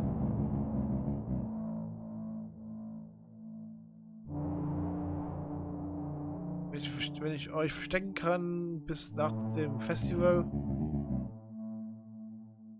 kann ich vielleicht eure Haut retten. Ich sehe schon eine Haut. Oh, Moment mal, ich mag meine Haut. Ich muss alles jetzt warten, stoppen, aufhören. Du klingst genauso wie er. Wer? Wollt. Wie, du redest über Vater. Weißt du und mein Vater waren Freunde. Also dein Vater und ich waren Freunde. Damals. He gestured toward the strange tubes.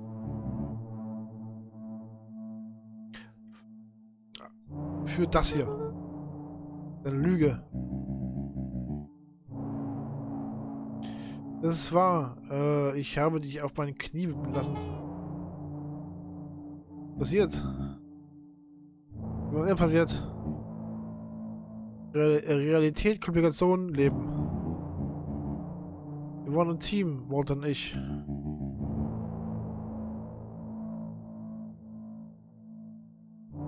ein idealistischer Doktor und ein Bright Eye Pharmacist. Bright Eye?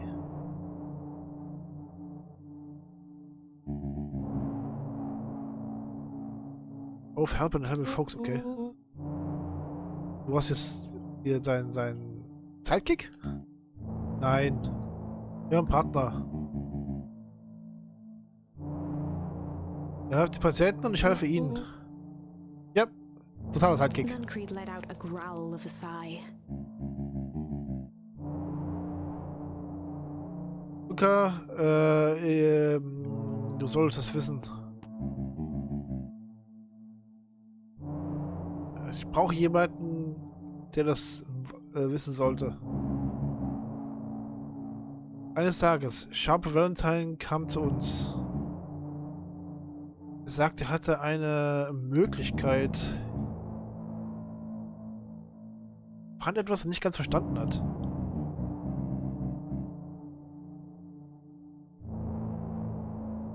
War gewillt, uns eine Menge zu zahlen, um herauszufinden, was es ist. Mein Dad hat Nein gesagt.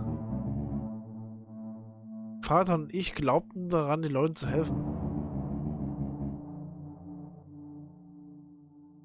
Aber das Ding, was ich nie verstanden habe, war, es ist weitaus einfacher, anderen zu helfen, als sich selbst zu helfen. Jetzt und damals. Der klassische Zeitpunkt der Pillen online. Wollt liebte es, das Richtige zu tun. Weitaus mehr als seine Familie. Weitaus mehr als er seine Familie liebte. Aber vor einer Sache lag er falsch. Als er mich gebeten hat, Valentines Angebot nicht anzunehmen, sagte er: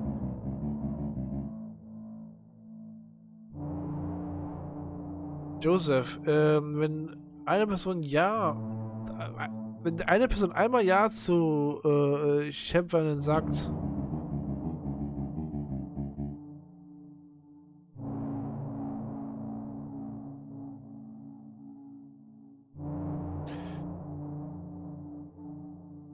das sorgt dafür, dass du dieses Ja behältst. Also praktisch den Gefallen behältst, bis er stirbt und weg ist. Also geht um Gefallen. Das heißt, wenn du diesen Gefallen annimmst, wirst du ihm ein schuldig sein, bis er stirbt. He shook his head wistfully. Oder einer von uns stirbt. Ich habe jetzt lange gegangen, aber zwingt immer noch ein Ja zu sagen. Ist irgendeine Pointe davon? Nein, nicht wirklich. Nein, nur ein alter Mann, der versucht, es zu verschieben, was er demnächst tun musste. Im Prinzip geht es darum, dass praktisch er darum tut, wenn er das tut, ist er praktisch ihnen etwas schuldig, und zumindest hat er ihn etwas in der Hand, weswegen er es immer wieder nutzen könnte, auch selbst nachdem er gestorben ist. Nuncreed took a menacing step towards the children.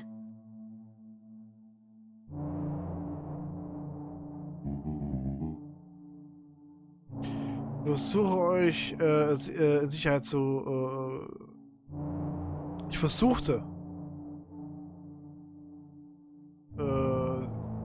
keep us safe. Essen, wie es hieß. In Sicherheit zu wiegen. Ich habe versucht, dich und Juniper da rauszuhalten. Aber du zwingst mich dazu. Luca began to laugh. Was? Weiß es wirklich, oder? McRun isn't out of this.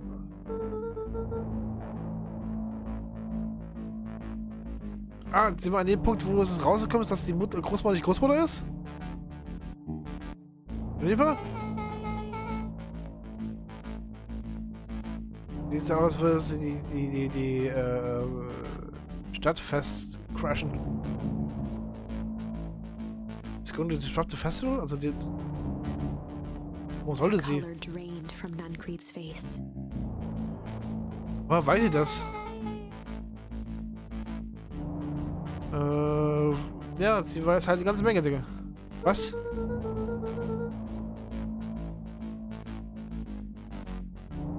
Sagen wir so, dass ich die einzige Untergrundanlage, wo reingekommen sind. Und wir sagen, diese also cooler. Ja, Karten, Explosivzeugs, schlechtes, schlechte Intention, Big Man. Nuncreed grabbed Luca by the shoulders. His eyes were frantic. Musst du sagen, was sie tun will, jetzt.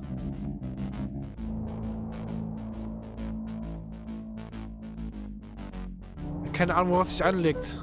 Sag es mir jetzt. Sie ist in Gefahr, Junge. Weiß es nicht. Sie hat eine Karte mit Markierung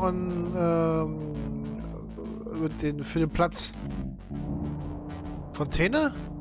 Warum sollte sie... Weiß über die Quelle? Was zur Hölle ist die Quelle?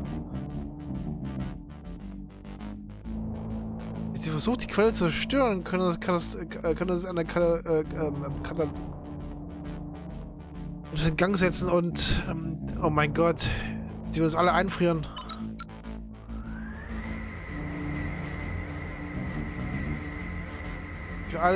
Ihr müsst alle rennen. Rennen wohin? Weg. Soweit wir könnt von der Stadt. Geht Richtung Westen und hört nicht zurück.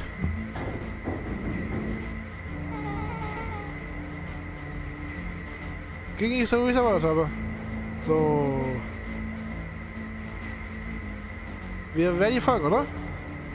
Natürlich. Ist auf der anderen Seite. Ja, okay. Ja. Ich liebe die Stadt. Okay. Chapter 8. The Cold, Hard Truth. Oh. Beck leapt up, allowing the suction to yank her into the dark. Dimness eclipsed around her like the shutter of a camera, as she seemed to cover great distance in mere moments. Okay, fassen wir uns an. Wir wissen, dass die Großmutter nicht die Großmutter ist, sondern irgendjemand anders. Sie ist dazugekommen, zusammen mit, nicht unbedingt derselben Zeit, aber die Wissenschaftlerin auch. Und der Einzige, der weiß, was diese Quelle ist, ist der Alte. Und der andere, der verstorben ist.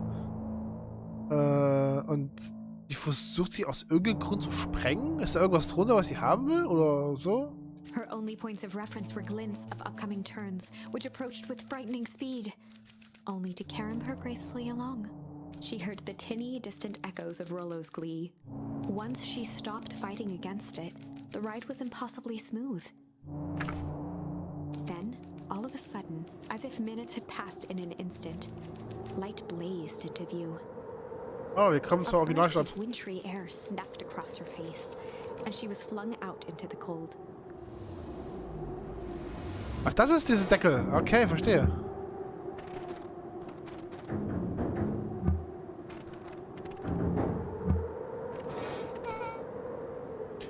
Das war intensiv. Ja. Okay. Was andere, wer wir sind? Irgendwo ist kalt ist.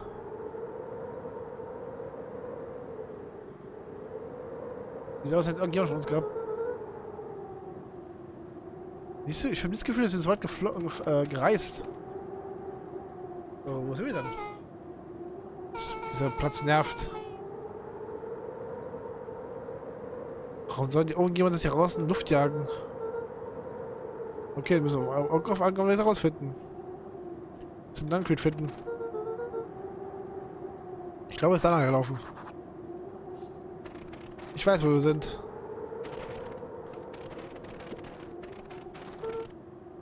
Das looks familiar, ja. Vielleicht können wir den aufräumen. Ah, kann ich die... Ich weiß, was es ist. Aber keine Zeit.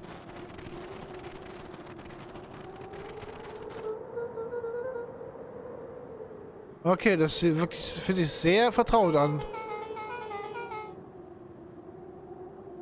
Sieht aus wie nicht so ganz so gute Version von Big Pines.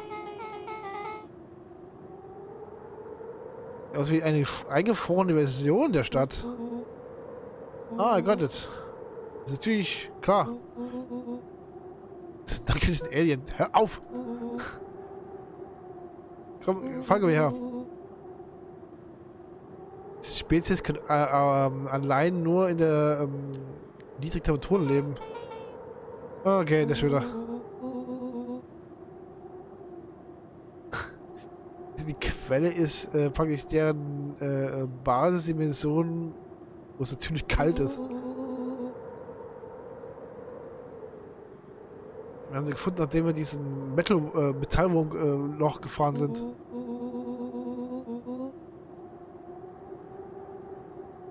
So Blödsinn.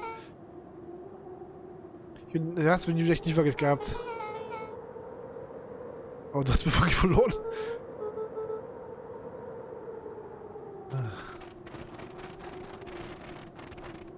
As they rounded the corner to the frozen town square, they spotted Mr. Nuncreed inching cautiously toward a pit at its center. He held his arms out gingerly, as if approaching a beast in the wild. Upon closing the distance, Luca recognized what Nuncreed was after. Gran stood confidently at the edge, one arm outstretched over the abyss. Nearby, a wheelbarrow had been emptied out. She held a lit torch, which flickered in the bitter wind.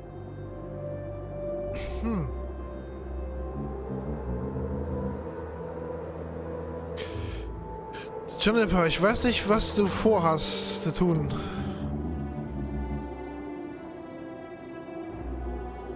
Aber ich denke, es wird nicht das lösen. Irgendwas davon. Wenn es fallen lässt, wird die ganze Stadt verdammen.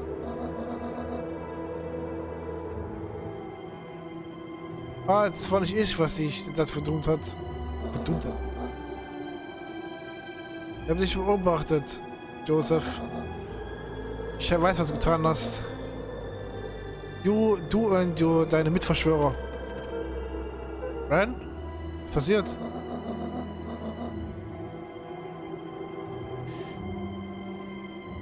Luca, du und deine Freunde sollten verschwinden. Jetzt sofort. Mr. Nuncreed turned back toward the kids, desperation in his eyes. Hör auf deine Großmutter. Das ist da zwischen mir und Juniper. Back held steadfast in awe. Luca approached closer. Mr. Nuncreed spun back toward Gran, his voice growing louder.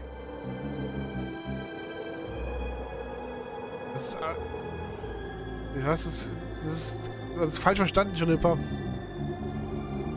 Gib mir dir einfach die Fackel. Du weißt nicht, was du tust.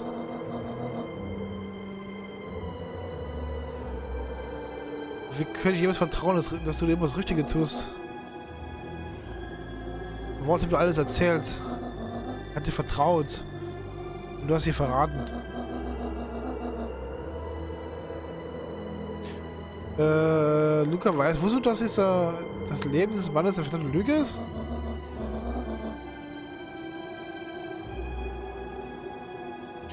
Wäre er nicht, würde davon noch leben. Nicht wahr? Not to each other, but at fate itself, making their peace with long-held burdens. The wind howled with encouragement. Wort wie ein Bruder für mich. Er hat noch verschiedene Ideen, wie das Ganze hier auswirkt.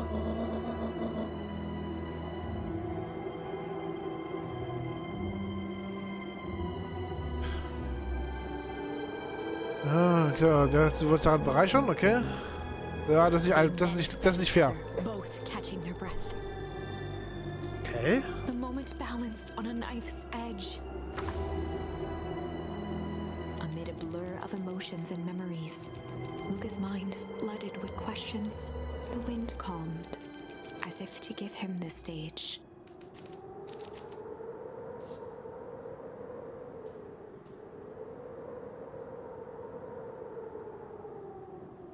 Immer das. And in the stillness, he began to weep.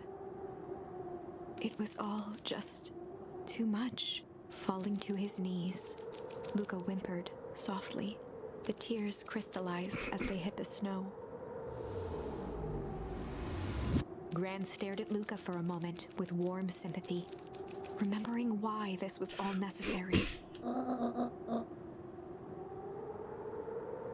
Alles macht schon sehr bald Sinn.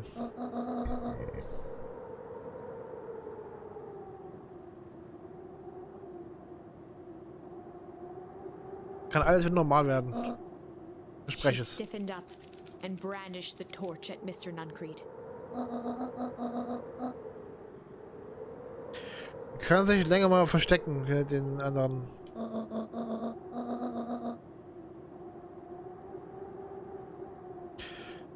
Wenn einmal die Quelle zerstört ist, wirst du sehen, wo die Loyalität hinfällt.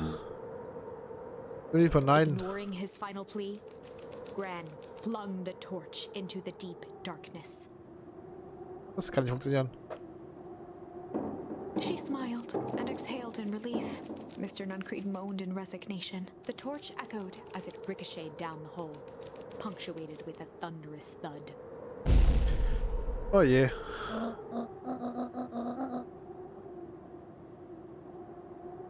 Siehst, Joseph, ich habe eine wirklich wichtige Lektion in meinem Leben gelernt.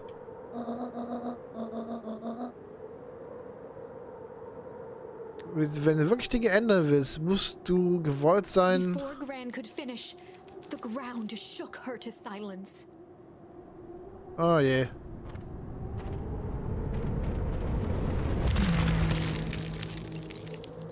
Autsch. Gran Eingefroren. only had time to spin around and run to Luca. Her attempt to shield him, an honorable but trifling act.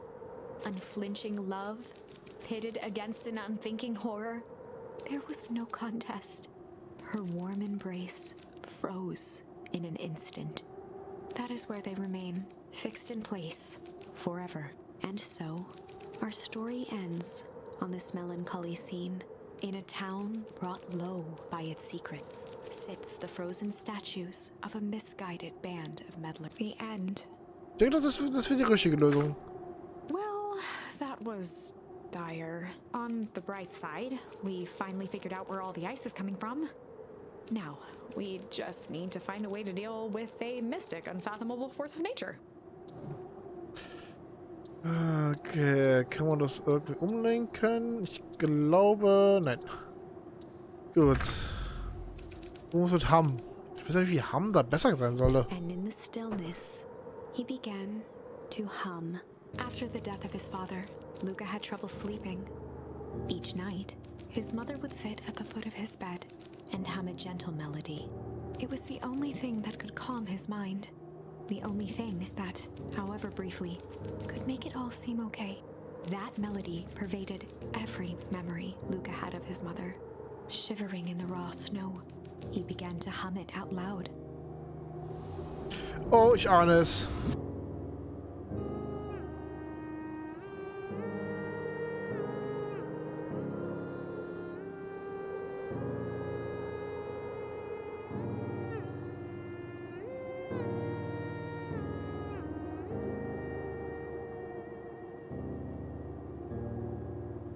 Gran lowered the torch, listening closely. As recognition slowly set in, her heart sank. Those countless nights of consolation, the incomparable loss they shared together. She let the torch fall to the snow and sizzle out. A few steps toward Luca was all she could bear before dropping to the snow herself. Through a flood of tears, she began to hum along, note for note.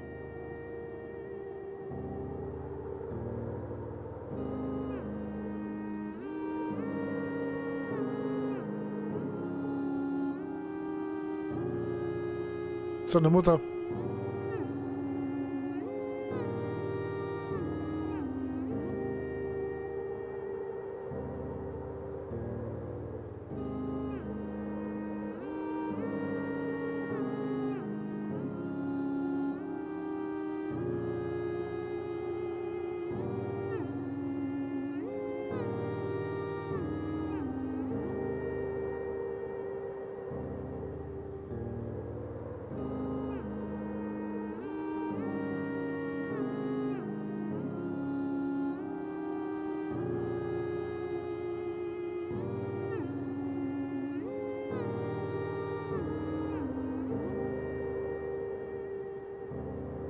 Ich aussehe.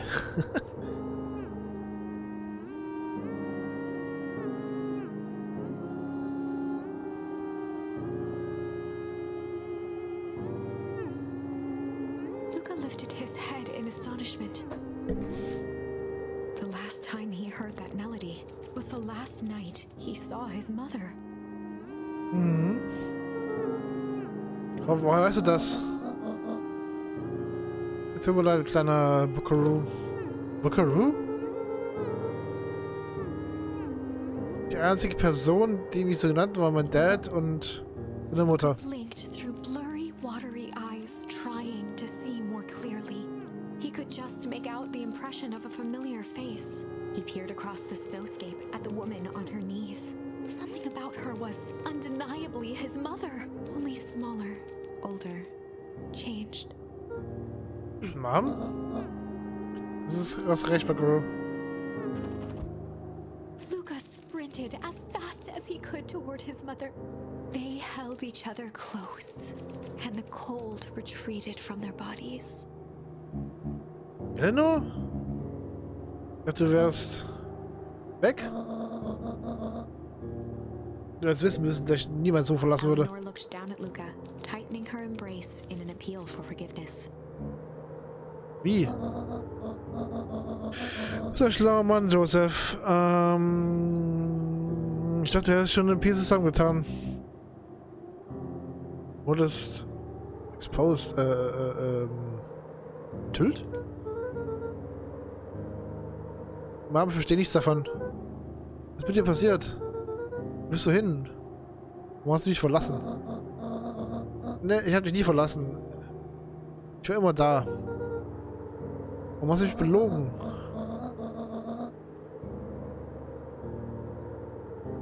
Das hat mich aufgefressen, aber ich habe es gemacht, um dich zu retten.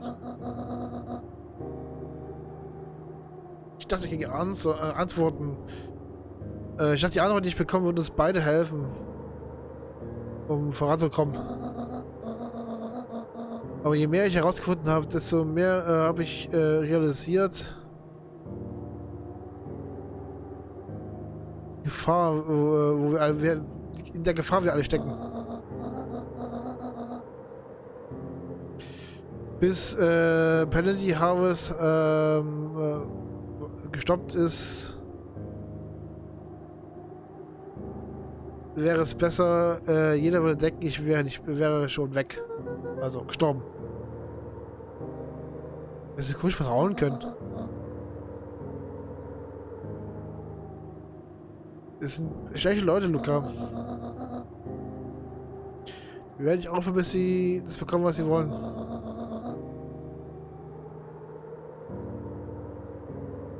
Und es interessiert niemand, will sich damit verletzen und fortzukommen. Okay, was sollen wir tun? Wir müssen sie aufhalten. Wir können nicht aufgehalten werden. Das ist zu groß.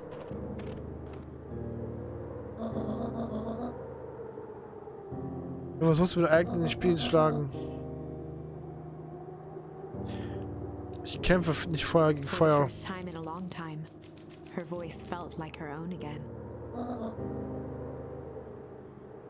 Keine Lügen mehr.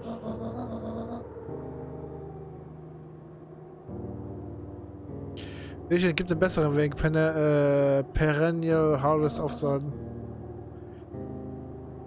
Die kalte, harte Wahrheit. Down at Nuncrete with pity. He looked small. Joseph stared into the snow, as if searching it for answers. Kommt alle zusammen. Wir werden die Party crashen. Ist sie auch in die Suppe reingeraten, weswegen sie alter geworden ist?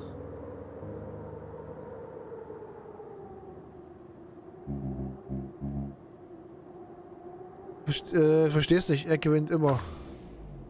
Okay. Chapter 9. The Devil You Know. 7 months ago. Eleanor Van Horn crept down the maze of sterile hallways under perennial harvest. She stopped in front of the large steel door marked Deep Engineering. No turning back now. She raised a trembling hand. The stolen keycard worked as promised, and the door buzzed open with mechanical efficiency. She was immediately hit with the smell of disinfectant. It was some sort of laboratory. In one corner was a desk covered in papers.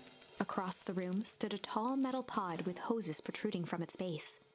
She rushed to the desk and began shifting through the piles of papers. They were experiment reports on something called Tempus liquamen. There were dozens of them, every one stamped failed. Eleanor heard the sharp echo of footsteps approaching. She was out of time. Her eyes scanned the room, eventually landing on the strange pod. Muttering a curse under her breath, she dashed over and dove inside.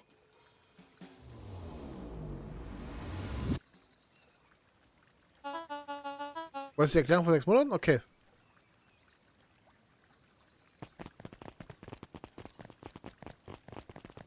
Body crashing.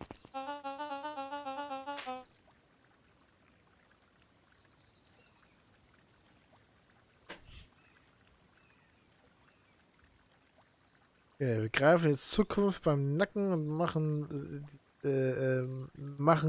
make things happen.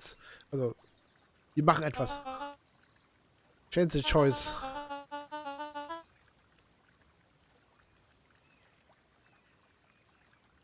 Okay.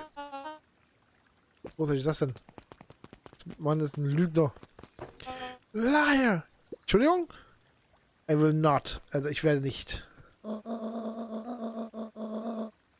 Die Stadt hatte ein gefährliches Secret, ein Primary Harvest existiert nur, um dieses zu bewahrheiten, also zu verstecken. Schwachsinn. Wir haben die ganze Stadt hochgenommen und unsere Nase einfach verschoben.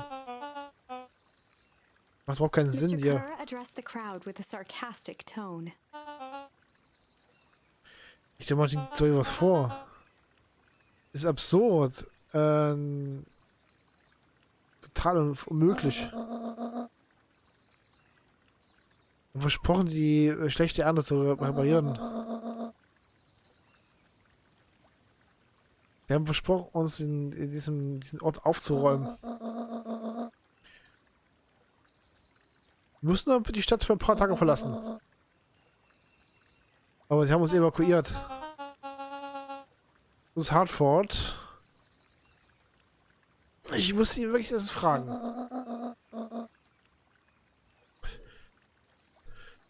Ja, du hast Angst vor, du hast vor einigen Dingen Angst, nicht wahr? Du kleiner Wurm. Eine kleine Hilfe, bitte. Ach, die wieder. Siehst du nicht, dieses Festival ist eine Fälschung. So, nicht echt.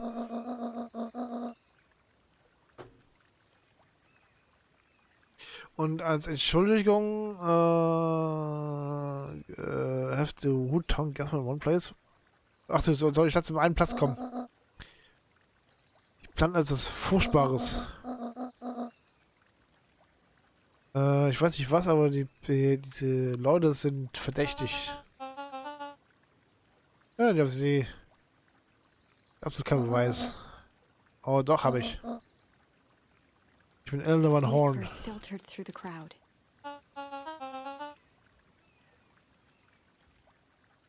Mhm.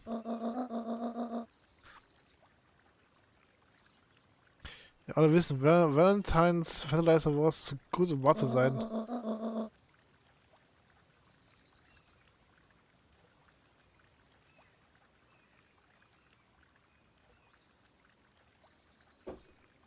Und die ganze Stadt bezahlt den Preis. Meine Damen und Herren, entschuldige mich für diese Unterbrechung.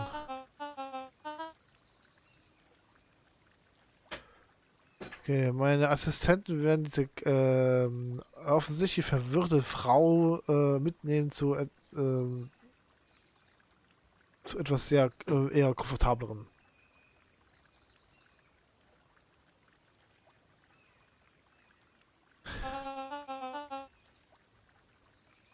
Wo sie die Hilfe bekommen kann, die sie braucht. Sie ist nicht der Einzige, sie ist nicht die, stört.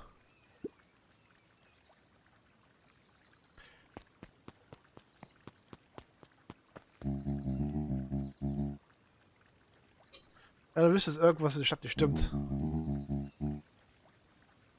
Es war einfach woanders hintergucken. Wenn die Stadt die Wahrheit ist, mit.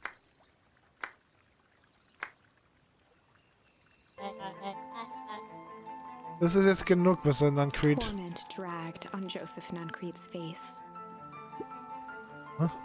Jetzt, so. Bringt sie weg. Nein, ich will das nicht sehen.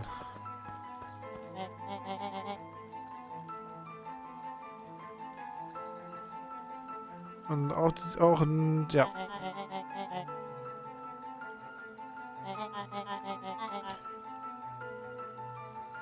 Okay, wie ein Kron gerade nicht hier hingehört.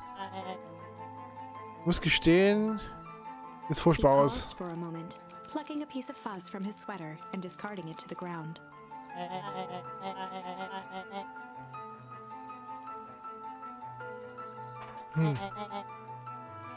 Das wird nicht mal vorkommen, okay. Ich wusste, der hat irgendeinen Plan gehabt, die Paare zu zerstören, also zu crashen.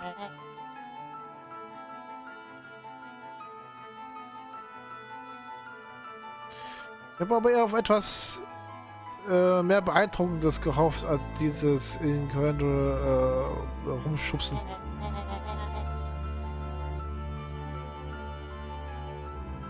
Egal, aber deine Fehler sind, ja, Fehler are you the bearer? Glaube ich, du austragen musst. The car.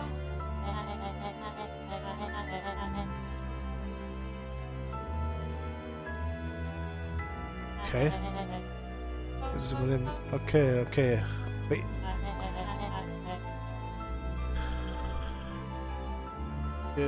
Gute Arbeit gemacht, William.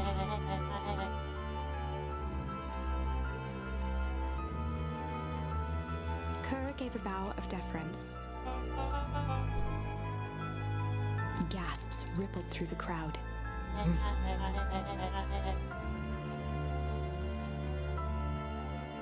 Wir können die Formalitäten sein lassen von Solomon Jan. pulled a glass vial from his pocket. In one smooth motion, he downed its contents. A triumphant smile grew across Solomon's lips. Sie können alle nicht schaffen, Valentine. His body and face began to contort and expand as he disappeared into a belching green mist.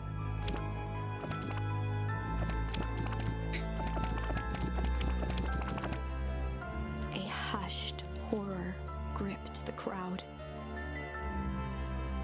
This is a story about change. Was? Nein. Ah, du hast nicht kommen sehen, was? Gut. Sharper examined his new hands. Ah, das ist so viel was. Das sieht so klein aus jetzt. Er hat aber auch recht gehabt mit einer Sache. Das Festival war Bruce. Eine Falle, eine Ablenkung.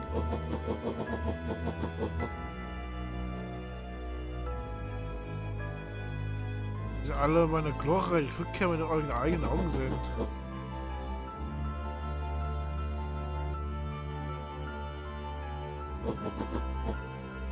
Das ist, ja klar. Mir wird es helfen, wenn ich die Stimmung hebe.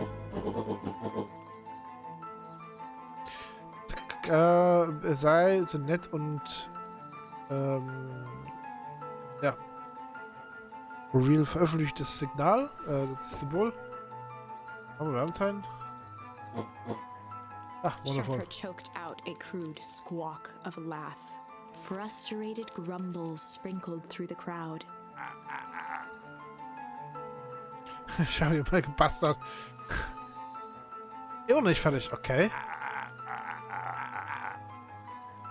Zum Glück bis heute kann ich das nicht sagen. Ich habe zerstört. Wir lassen das nicht zu, dass du davon kommst. Tut mir leid, also keine, das ist der Zeitpunkt für die, dass das Publikum partizipiert. Kleine Ausrüstung.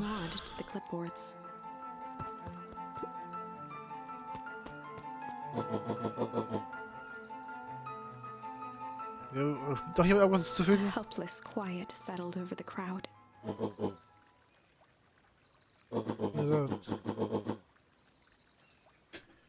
Ich dachte, ihr seid mich los. Stadt voller von Idioten und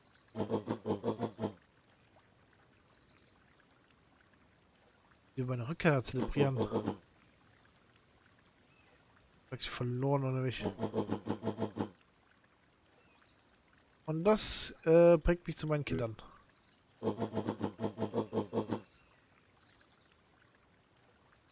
Diese größte Geschenke geben, die Eltern geben konnten. Die Möglichkeit, euch zu erweisen in meiner Abwesenheit.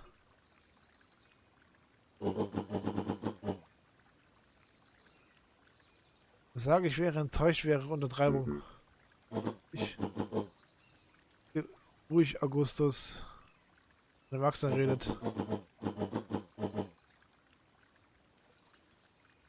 Ich weiß nicht, was die größte Enttäuschung ist. Dann ein Sohn, der völlig hoffnungslos ist. Oder eine Tochter mit Potenzial, wo ich mich hat fallen lassen. Harris, du hast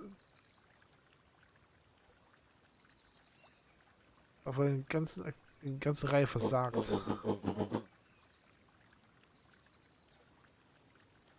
habe meine Zeit verschwendet bei dir. Hast du geschafft?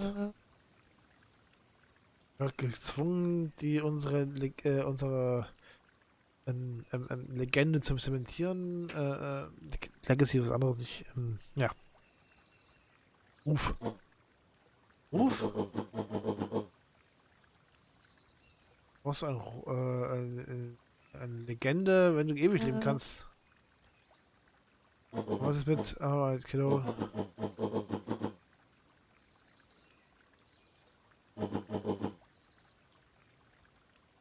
Nicht helfen. Okay, wo ist Joseph? Hast du nicht die Möglichkeit genommen zu gehen, oder? Ah, da bist du ja. Jetzt soll ich die Hand geben. Diesmal hätte wäre möglich gewesen ohne Joseph. Ich denke, das genug gesagt. Nein, die Leute sollten wissen, wie hilfreich und loyal du warst. Die haben das getan, was ich tun musste, weil du hast mir keine Wahl gelassen. Immer die Wahl gehabt, aber du warst einfach zu schwach dafür.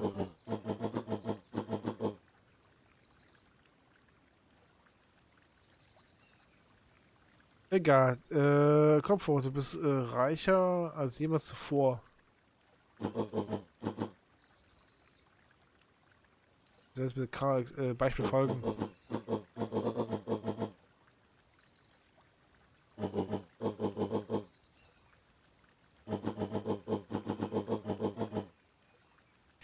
Pack gespielt und so soll auch Zugang. Immer in deswegen ist loyal. Okay, das war alles für heute.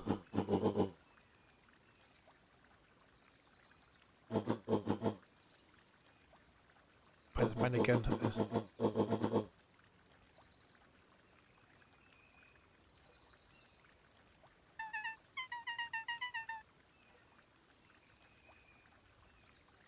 Sagen wir, kann man never, aber nie Leitung von Penalty Affairs.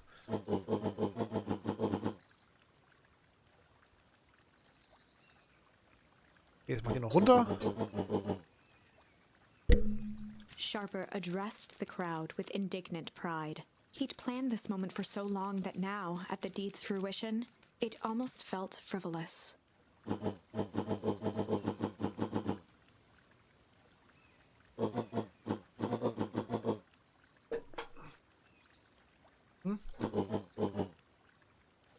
Ich habe Mr. William Carr erfunden.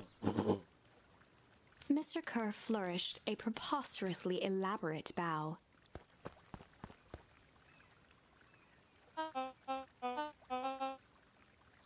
Patrick C. Montesquieu. Chespin extraordinär. Also ein Schauspieler.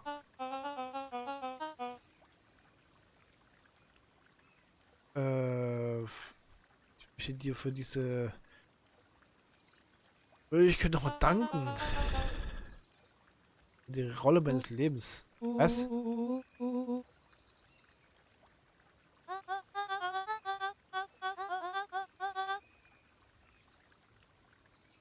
Okay, was das Geheimnis raus ist, was hindert dich daran, dass die Stadt gegen dich aufgelegt?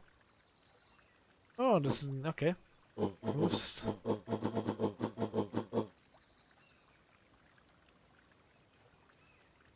Okay, dank der Clippers weiß ich, wovon jeder in der Stadt Angst hat. Okay. Oh, der kleine Held. Ganze Augen behalten, Junge.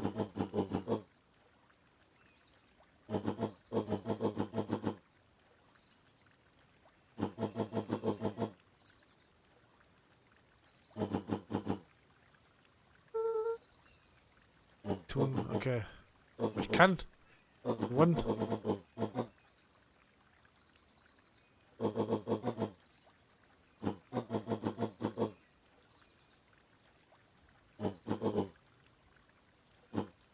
Sharper coughed up one final laugh and cracked his knuckles. Genug, aber gehen wir zur Arbeit. Ah. And so, Sharper set about remaking the town in his own image.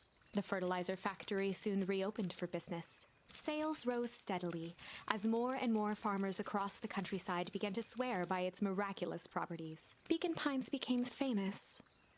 A secretive town that, for the right price, shared its gifts with all. Gifts that became more and more necessary in a world where winters grew longer and longer. The end. Nicht ganz This Ende. is wrong, but things are becoming clearer now. You can feel it, right? We can't let Sharper win. He might just be the key to this whole thing. Let's see. So, wo können wir abbiegen? Hier.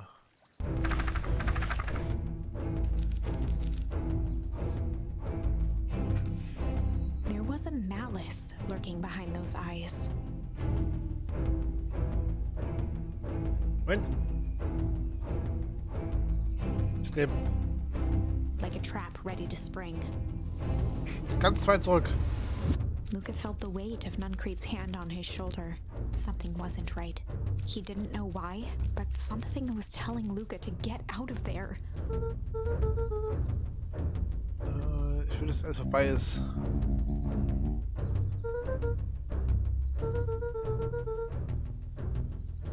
Luca twisted free of Nuncreed's grasp. Okay. Klar. Weißt du, dein Vater echt gute Freunde waren damals. Das kannst du ja alles Möglichen. Warte. Ups, das war gar nicht.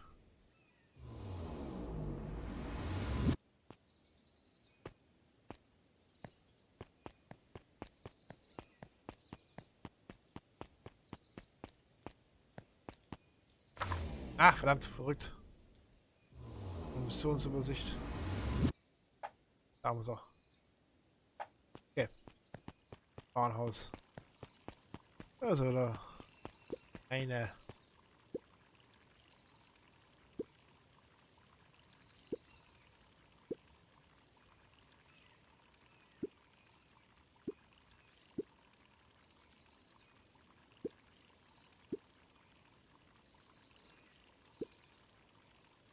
The two scurried off, eagerly formulating a plan.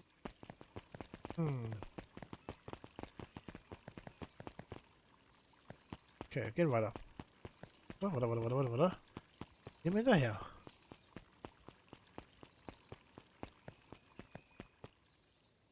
Wie denn? Vielleicht? Nein.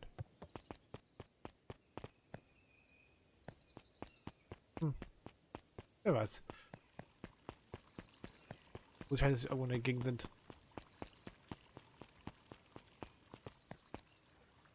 Menü? Effizienten nee, Modeville. Okay, now.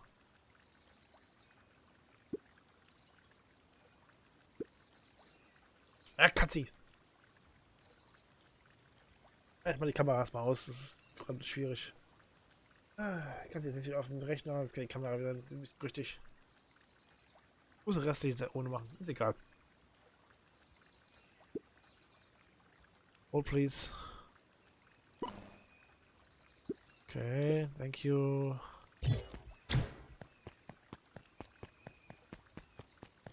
Aber glaube ich noch bevor ich den Jungen getroffen, also das Mädel getroffen habe.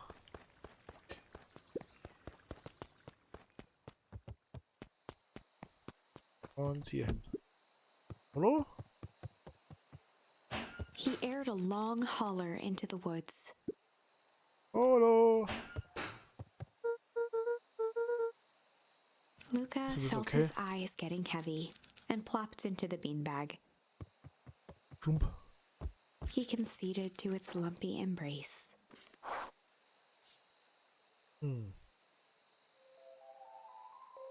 Once again, Luca found himself in a vast black expanse. This time, he knew exactly where to go. He took a single confident step forward. The world flickered and pulsed. He found himself standing in front of the frigid air of a blazing campfire. The source. He plopped down cross-legged and gazed into the cold flame. Soon enough, the fire began to die out, popping sporadically, until all that was left was a single ember. Luca stood up and dusted himself off. He plucked the glowing ember from the cold ash, examined it, and slid it into his pocket, a keepsake. The voice of his father spoke behind him. "You made me proud, Buckaroo." Luca turned to face him. "Dad, what is this place?" A warm grin grew across his father's face. "A place where everything that has been and everything that could be all wait together." Luca found himself staring at his father's face, trying as hard as he could to memorize every single detail. "Wait? For what?" Another voice spoke out as Luca's doppelganger stepped forward.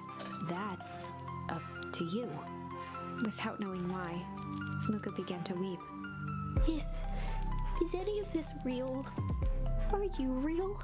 Luca's father bent down to smudge away a tear. "Of course, I'm as real as the part of you that misses me." Luca turned to look at the older version of himself. "And you?" The doppelganger choked back tears. "I'm as real as the part of you that's angry he's gone." Does that make sense? Through his tears, Luca laughed.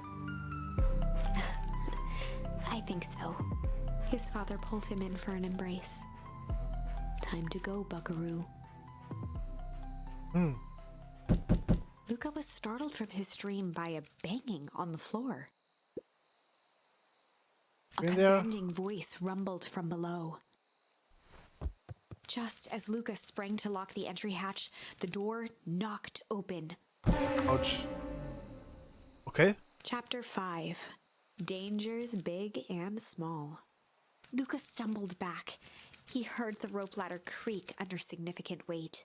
Keeping his eyes fixed on the hatch, he inched backward to the balcony. As his hand grasped the door handle, Luca froze. A large figure clumsily wriggled up through the hole.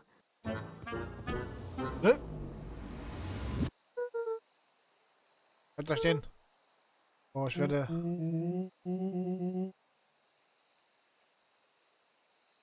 Ja, das ist okay. Ich weiß es dunkel, aber kannst du dich... kennt? The large figure cocked its head inquisitively.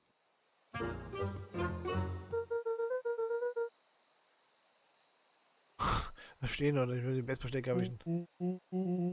Oh, take it easy. Luca, du musst deine Augen prüfen. Das ist wie Rolo. Ich weiß, du bist nicht Rolo. One of the random uncles of... Okay. Yes. Onkel?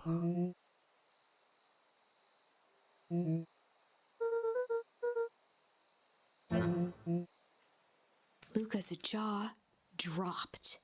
He peered more closely at the man standing in front of him. Something about him was undeniably Rollo, only bigger, older, Ist super gefallen, oder was? changed. Wie? Passiert? Weggerannt bin ich noch in solchen Leute rein, noch mehr Leute reingerannt mit diesen Anzügen. Gegriffen, weggeragen. Gebracht. Keine Ahnung, man sagt, Sack über Kopf. Kalt, dann hat man irgendwo gerauchen. Untergrundlabor oder so. Der Handy große. Rollo proudly presented his hands to Luca. Ja, nice, wa? Okay.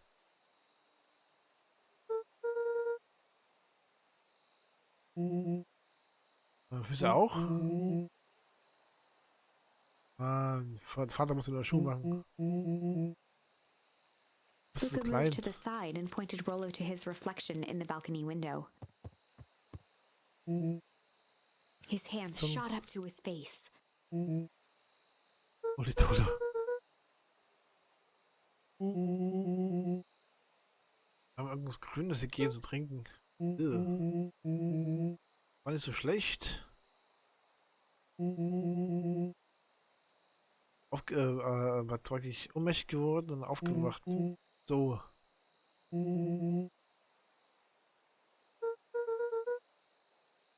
Kaugummi?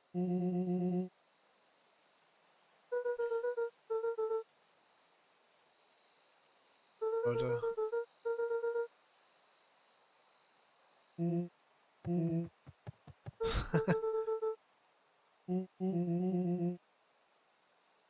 Okay.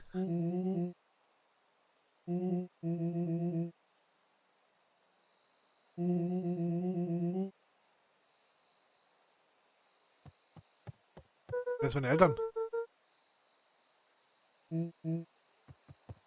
Rollo shadowboxed a few jabs.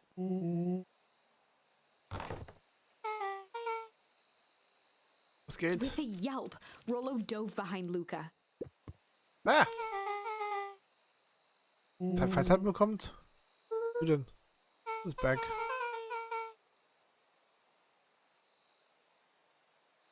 Ich brauche eine Hilfe. Hier soll es, large adult friend.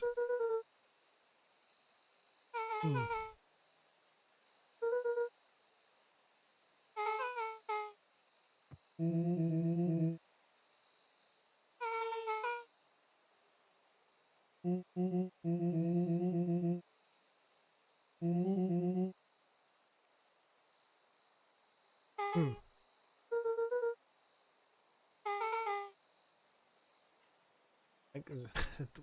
Baumhaus.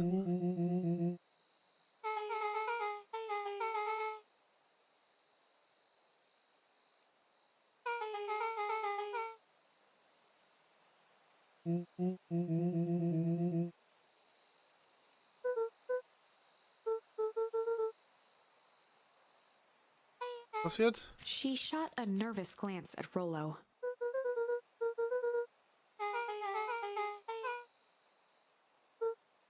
Beck's eyes narrowed.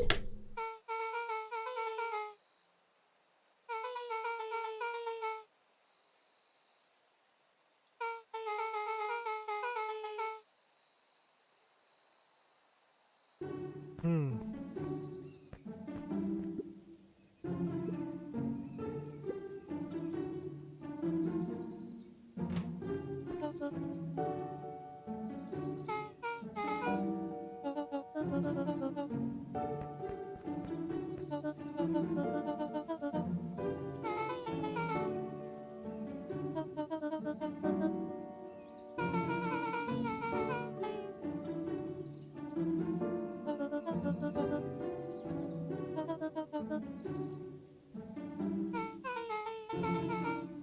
Ilona tried to put on a smile.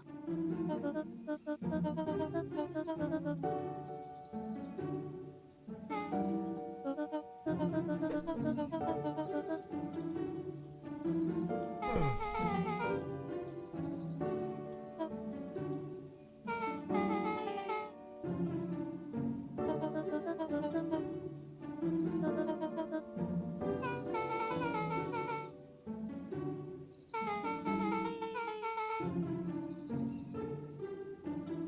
Okay.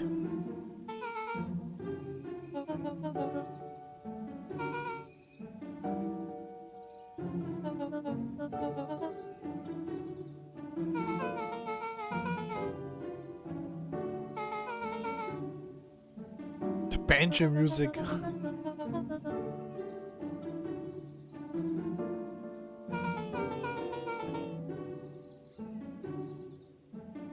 Moment, Moment.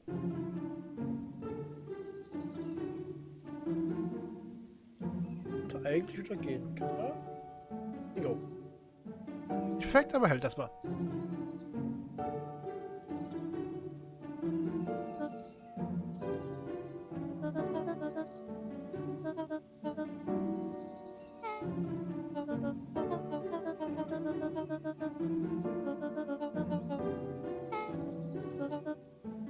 She sighed, and after a moment, looked down at Beck sympathetically.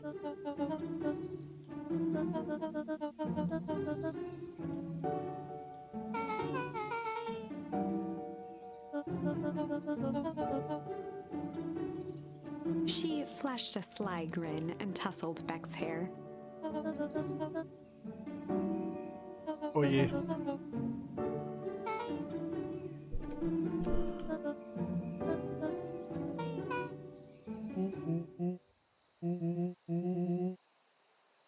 Ja, klar.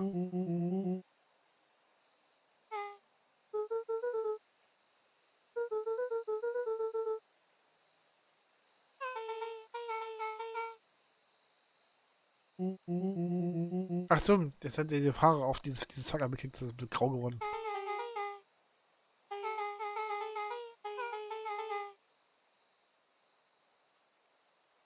Hm.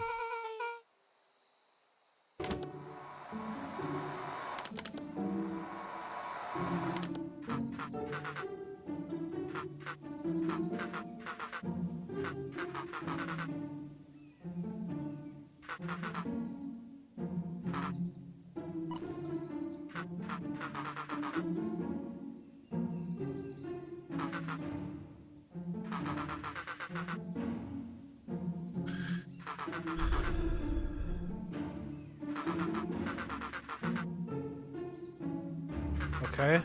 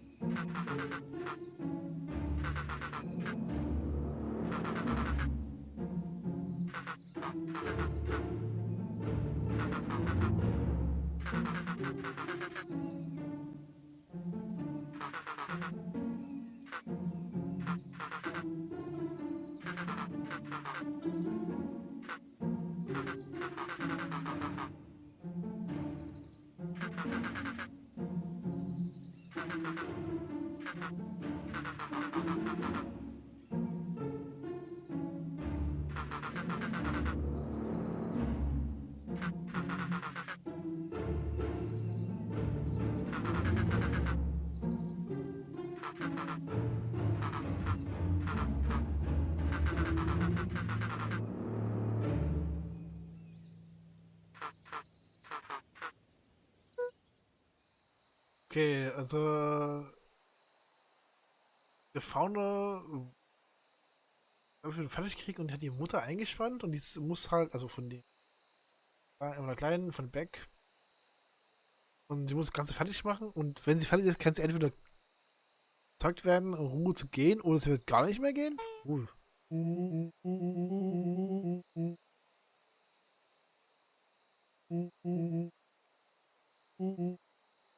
Luca gave Rollo a quick elbow to the ribs.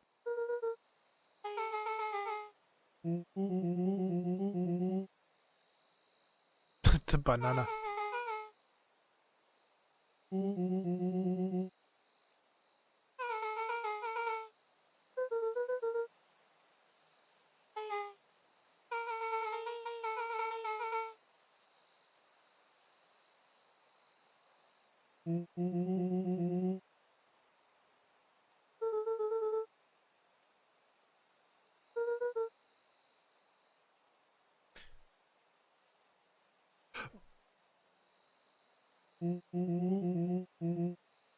Ach, ich dachte, wir wären noch 2 Stunden, dann müssen wir jetzt fast 3 Stunde. Jesus Christ, dann machen wir uns zu Ende.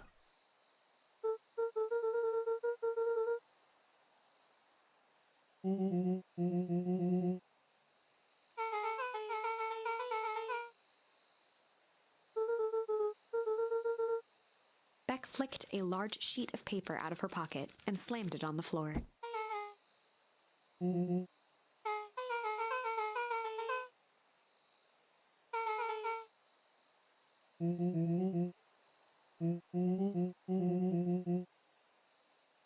Rundes Office, okay.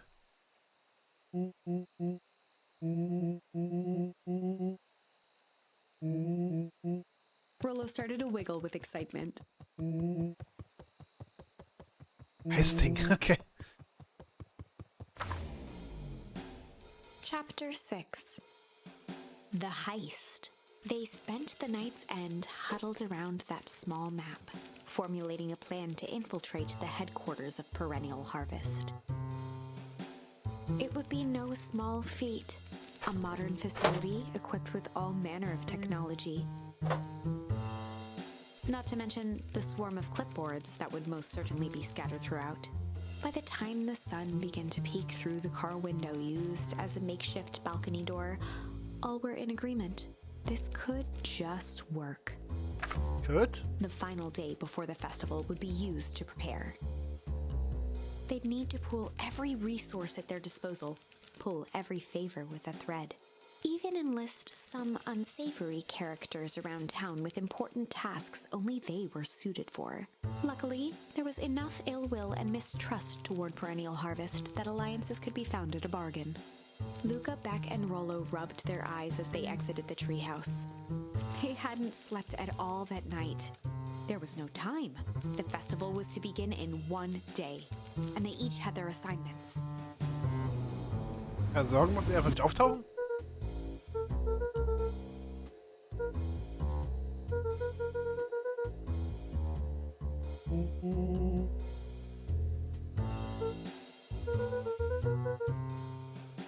He waved vaguely at Rollo's sizable figure.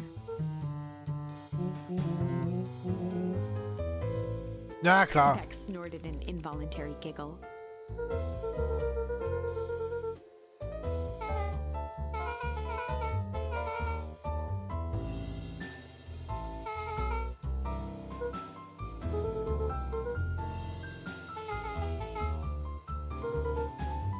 They each looked at each other with sleepy confidence and nodded.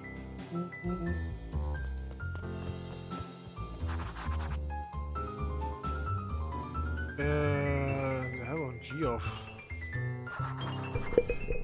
Iggy den Tisch. Okay. Hoppala.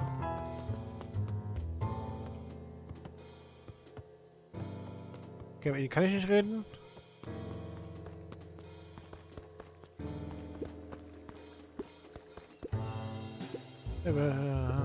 Nope.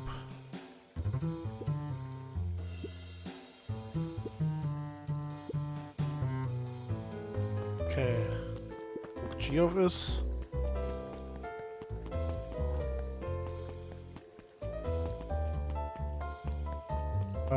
Trish ist, glaube ich, hier oben. Oder auch nicht.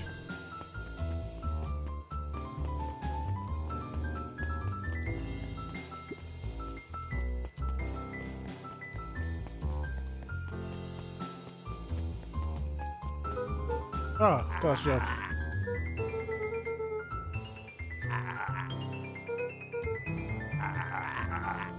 Das ist der falsche Wort.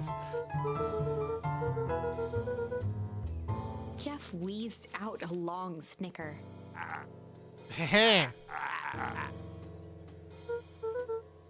The joy in Jeff's face drained instantly.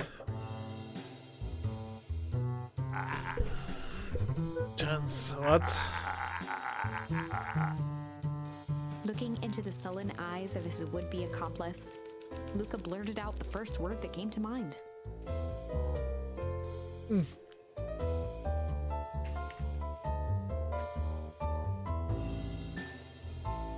Ja, aber Heid. Jeff's brow perked up. Sensing some traction, Luca carried on with vigor. Jeff's scowl faded with a sigh.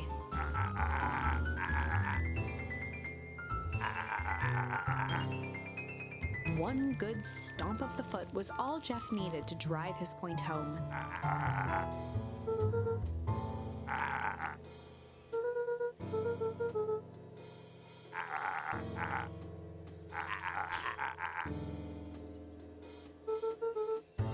Luca offered out his open hand to seal the deal. With a firm and dusty grip, Jeff reciprocated.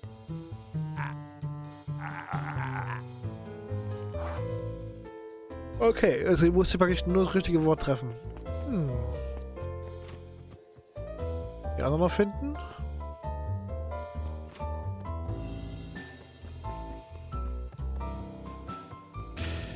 Okay, die hier waren es nicht.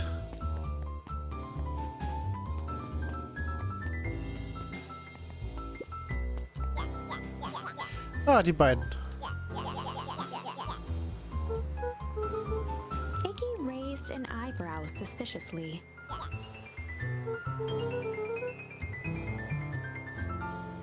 Das war aber nett.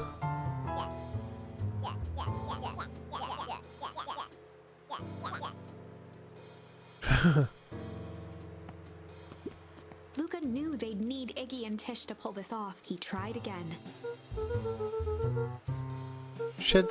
Iggy gave a reluctant shrug. Okay.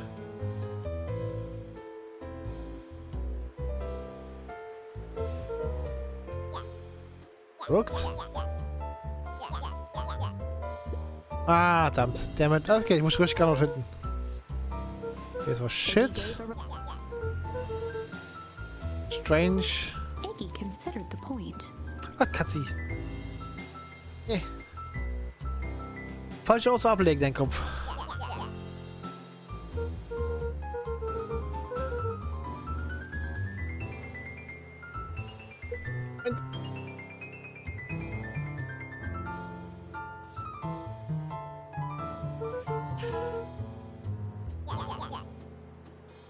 Okay.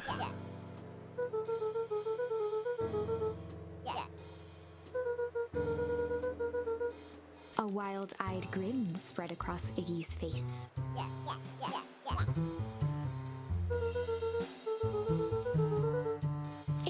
glanced over to Tish, who nodded in agreement.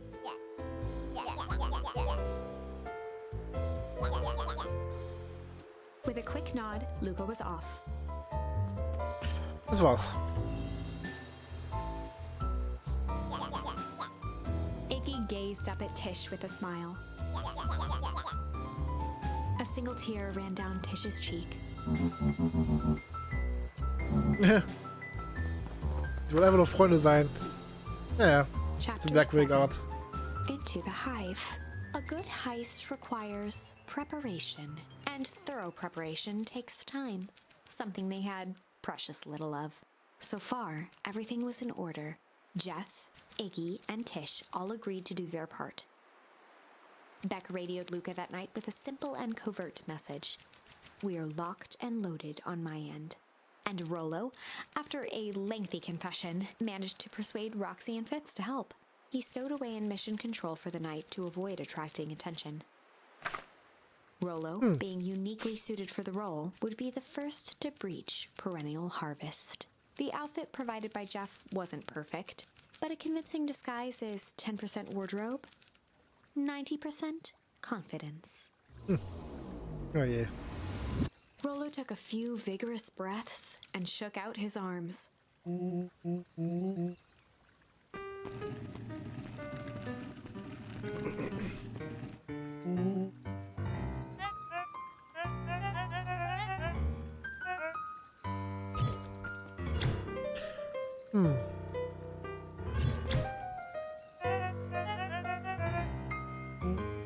He had to think quick. Rollo sighed, adjusting his tool belt.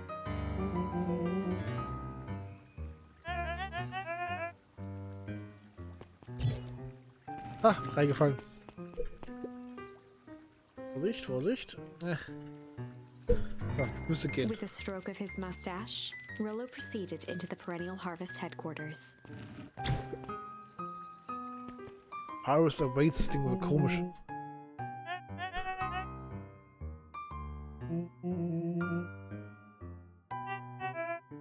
He stammered and flipped through the pages of his clipboard.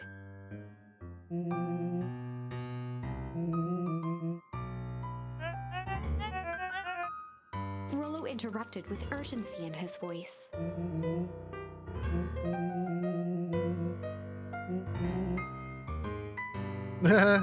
Schick, oder? Rollo panicked.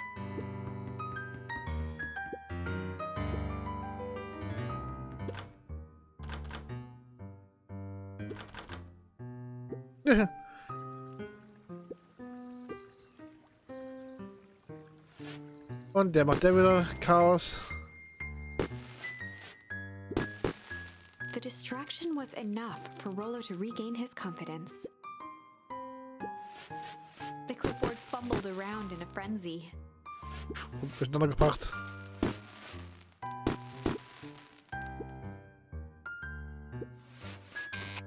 Und reingelegt.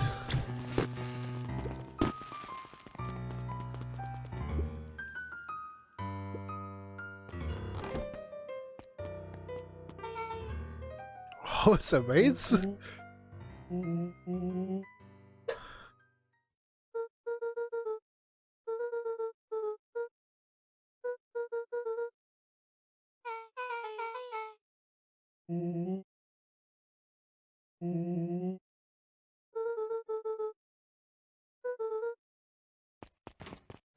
Okay.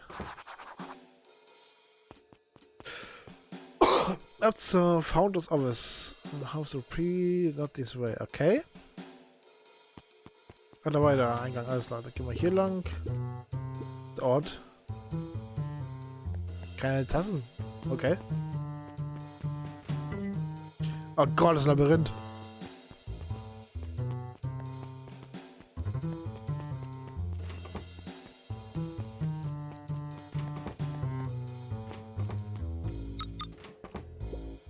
Solomon stopped in his tracks. Okay. A veneer of confusion flashed across Solomon's face. His words rushed out dramatically.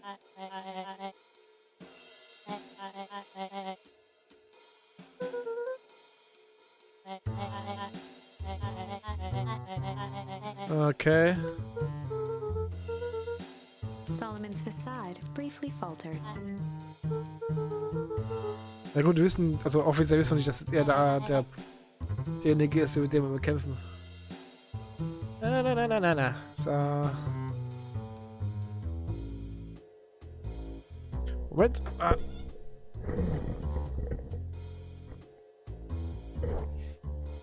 So, geht's. Ein bisschen schwierig wieder. Naja.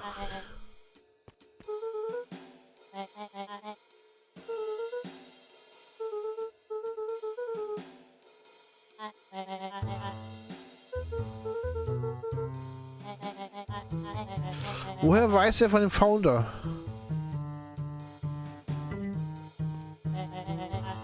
Luca happened to notice a plaque above the door.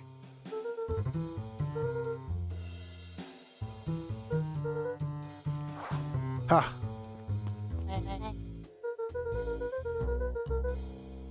Mhm. Luca tried the handle. Solomon leaned forward to examine the mechanism.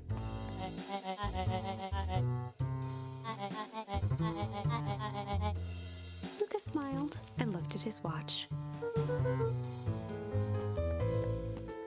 Ist er gerade rausgekommen?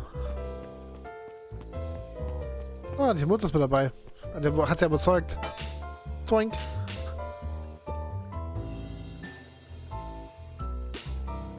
She mumbled a quick hat tip and ambled off with a whistle. Tja. Howdy. The light on the keypad changed from red to green.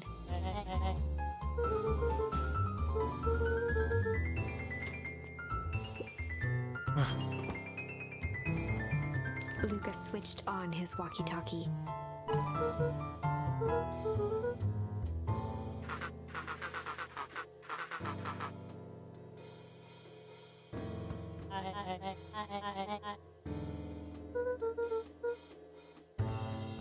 On the computer screen, a green cursor blinked in a password field. Luca pecked out his best guess: underground secrets. The screen blinked to life. Columns of green numbers glowed on a black background. Wo ist das Passwort?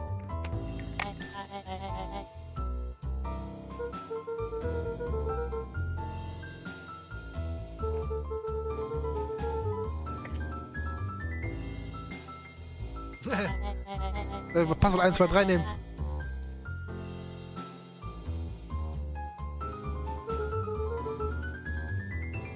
Solomon's jaw clenched into a half smile.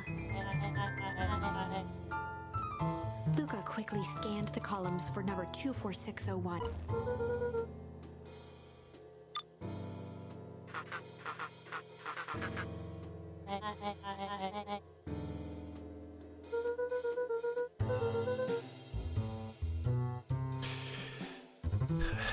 Ich bin immer gespannt, ob das irgendwann drauf gekommen ist, dass er, Solomon, aus dem Zimmer rausgekommen ist.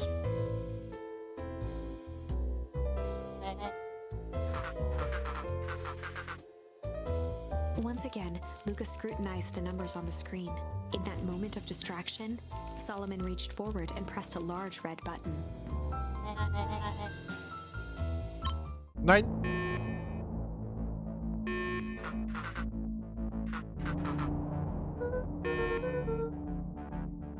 He quickly skimmed the screen with his finger.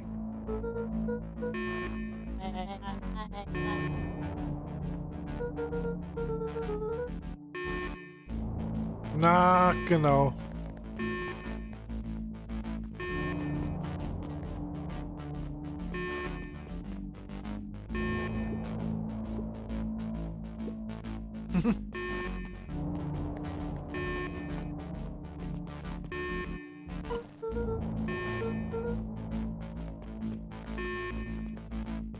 Mr. Kerr approached with a sneer and spoke into his walkie-talkie.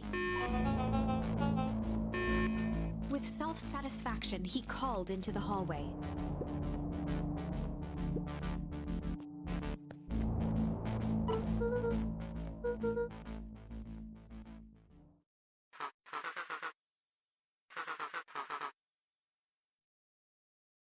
Hm. Ja, das ist auch noch drin, alles klar. Autsch.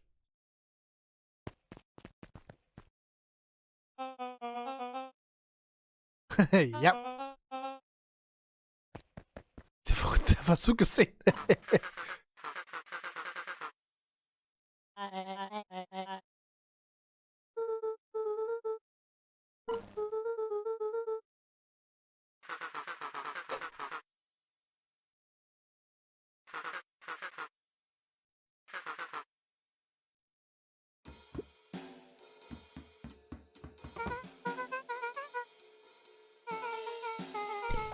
Ups.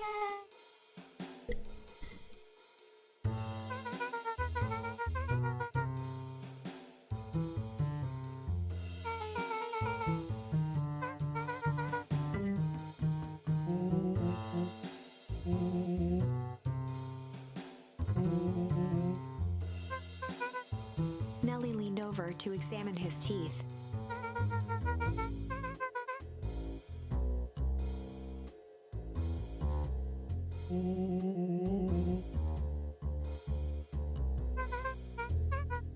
Ja, ja.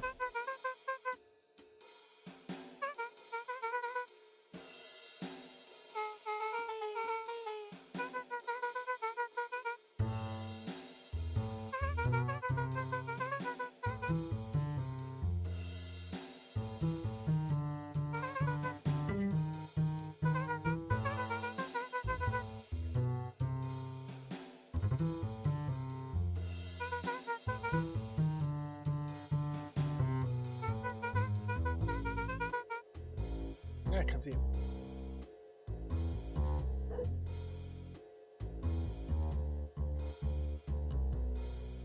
Guck mal, ich glaube, ich muss direkt ausmachen, die Kamera. Ne, ich mach lieber aus. Ja, genau. Abgestürzt. Ach, Katze wieder.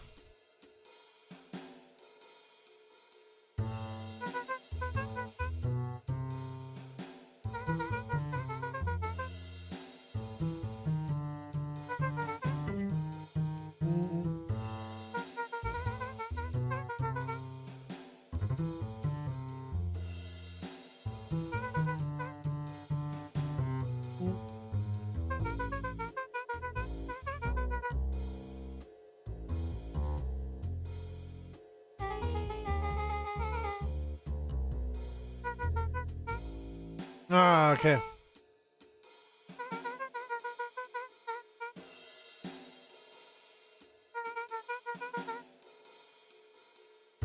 Das Zeug haben sie benutzt, um die Ernte wachsen lassen, aber wurde instabil, weswegen es ins Chaos kam.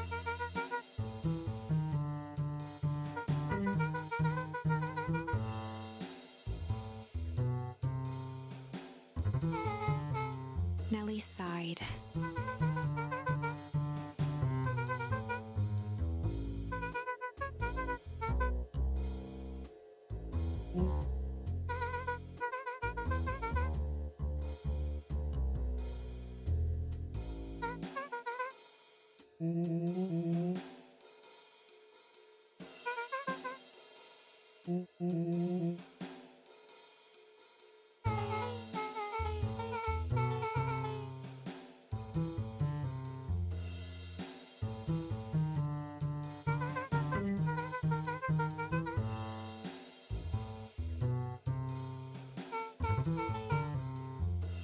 Hm. Was der in den Bildern gefunden habe?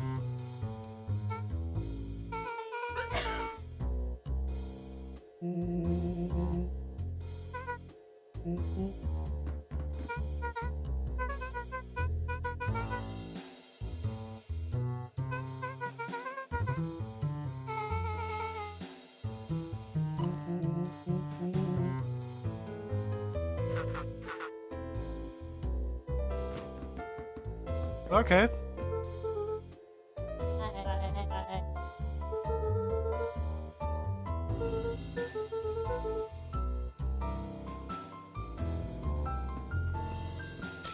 Ich kann gucken, warum das seinen Sitz da unten hat. Whisky, okay. Solomon muttered inaudibly.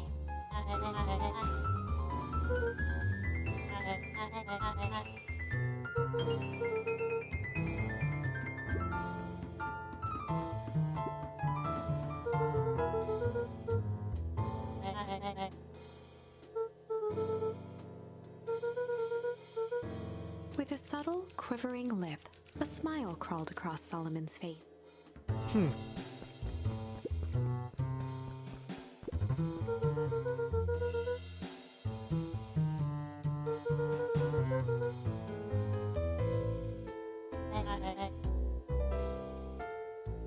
Luca held his hand up to the ashtray.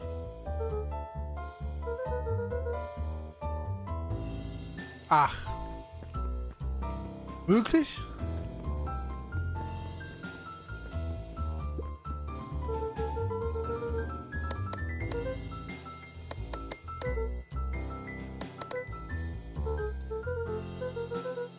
Solomon once again muttered under his breath.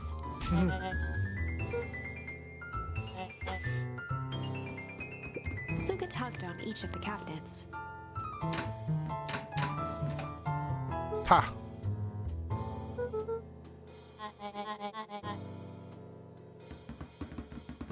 They heard the trampling of frantic footsteps from the hallway. Hi.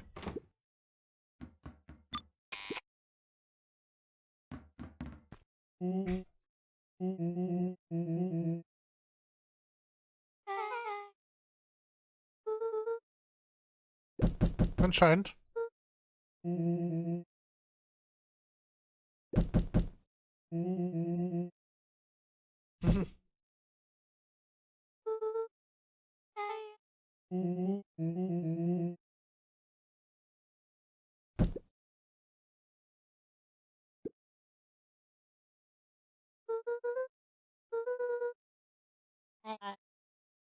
Natürlich eher.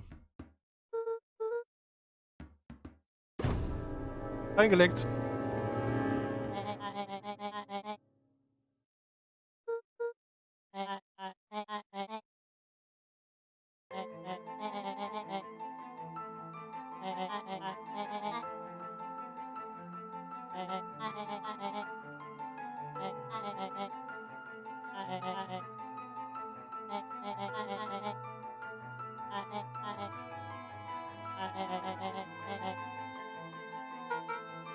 Her eyes searched the floor in thought. Solomon watched eagerly, waiting for the flicker of epiphany. With a sickened look, she peered into his soul.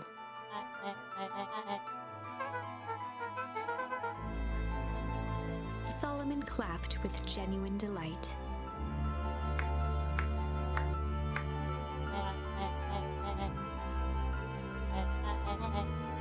Solomon glanced down, examining his youthful form.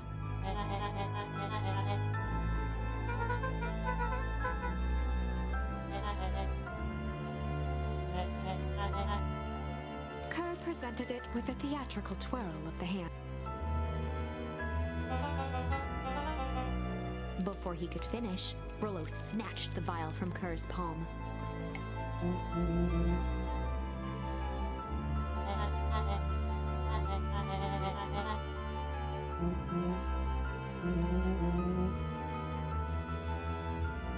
Rollo casually tossed the vial to Luca. Luca jiggled the vial mockingly.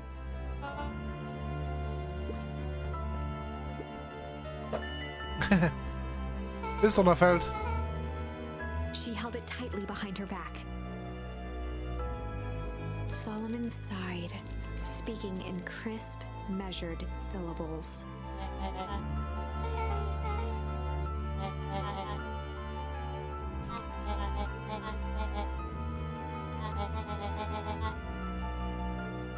He pursed his lips with feigned sincerity. Ich bin sicher, gleich kommt hier eingestürmt.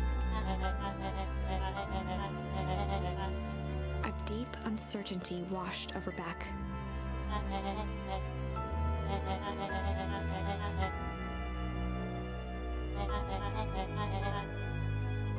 She looked to Nellie shakily.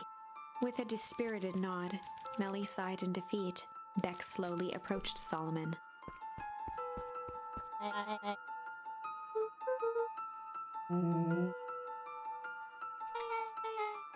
With apprehension, Beck conceded. Solomon pocketed the vial and brushed off his shoulder with a sharp flick.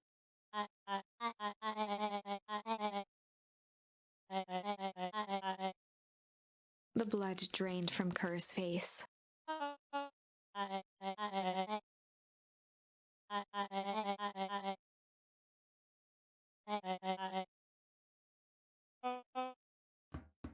Hmm.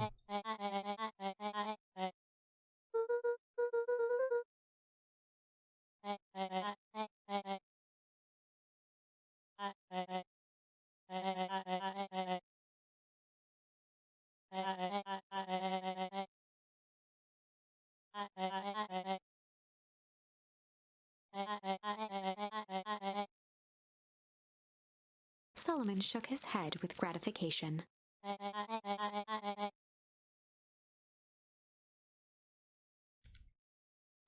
Okay.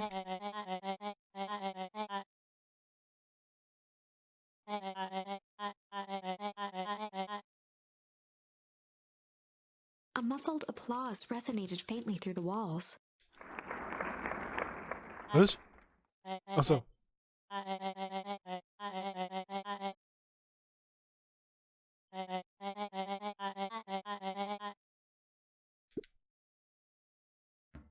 Ich habe das Gefühl, dass Beck irgendwie die Fiole manipuliert hat.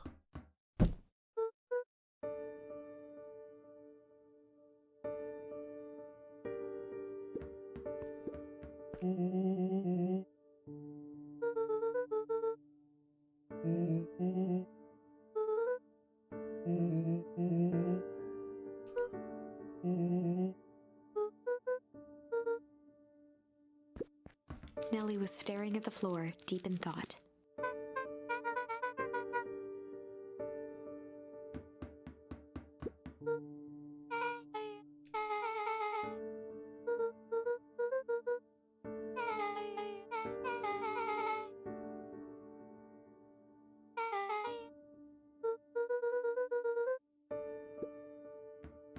Hm.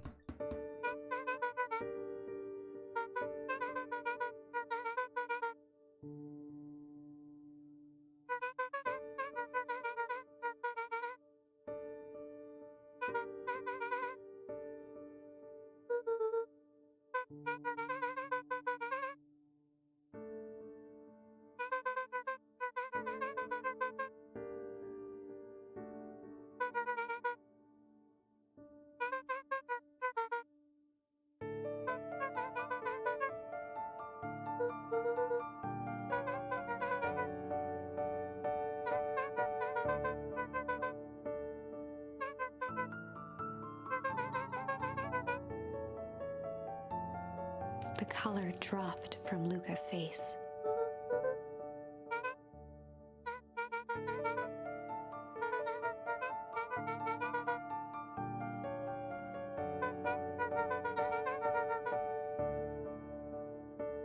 Ich möchte sehen, dass sie einen Unfall hatte.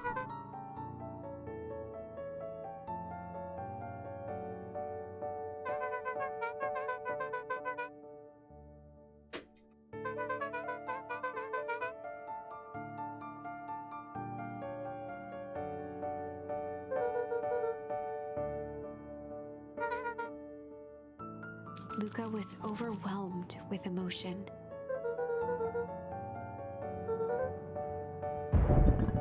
A sudden explosion sounded from the hull. Okay. Chapter 8.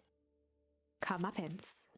Comeuppance? Ears still ringing, Gran picked herself up off the ground. Through the dust and smoke, she looked over to see Mrs. Fratelli helping Hiram Tolliver to his feet.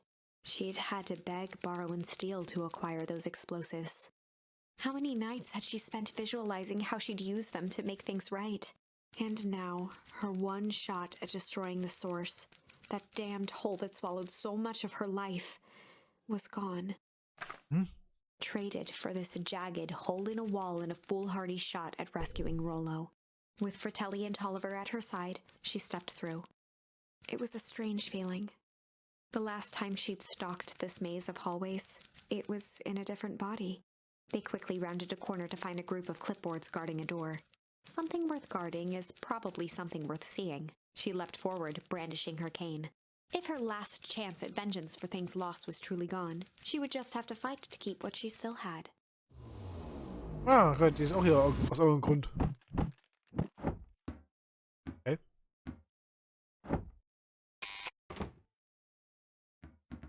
Ah ja.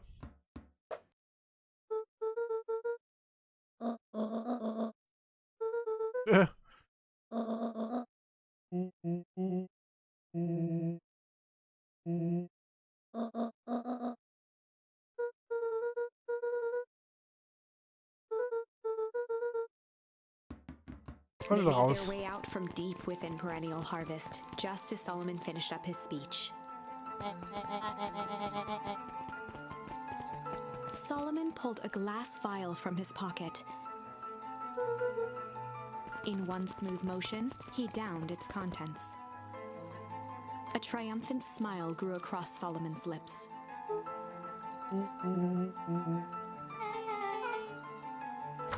Er hat's manipuliert. With a mischievous look, Beck elbowed Luca. Remember when I had the vial behind my back?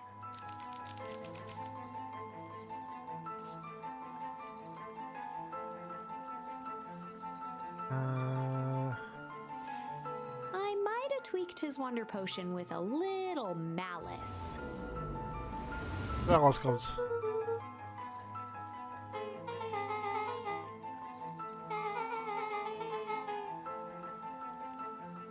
Okay. His body and face began to contort and expand as he disappeared into a belching green mist. Okay, das wird furchtbar.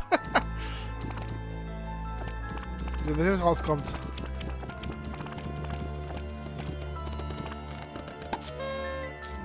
Okay.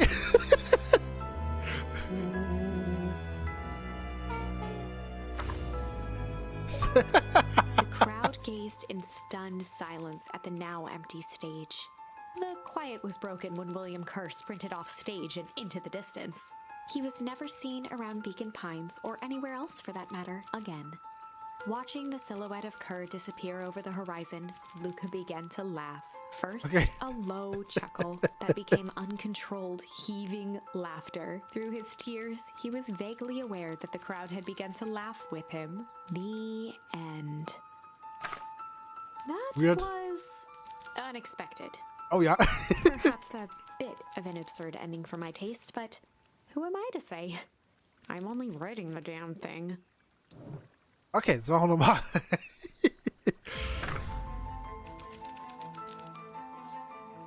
Wir nehmen mal Junk. I might have tweaked his wonder potion with a little junk. So, was da rausgekommen ist.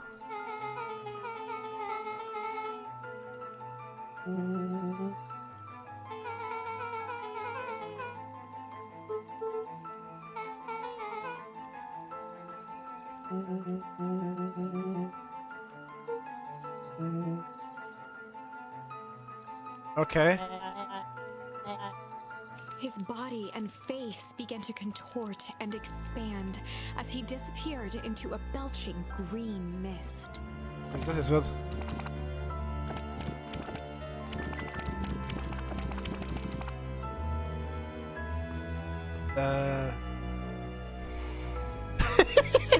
Husch. Okay. As the last of what was once Sharper Valentine wafted into the air, the crowd began to disperse, still numb from what they had just observed. Sharper Valentine was gone for good. His end would be a new beginning for Beacon Pines. A new chance to let go of the things they had lost and grab hold of a new future. The end. Das war ein Ende. I'd be lying if I said that wasn't a bit gratifying. If that feels to you like a good note to end on, I won't stand in your way. Aber wir haben noch eins. So, unsere Change. Heroes Change bringt. Tweaked his wonder potion with a little change.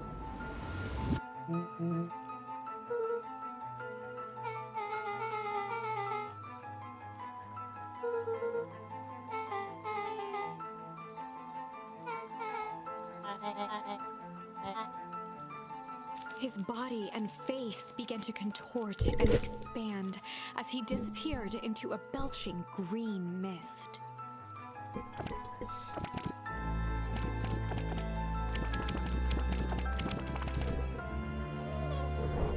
Ne? Lol.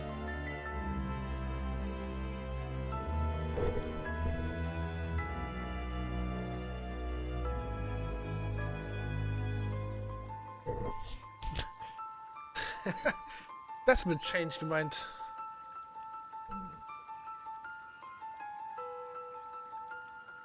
Ach, Katzi, was oben oder unten? Ist fast fertig hier.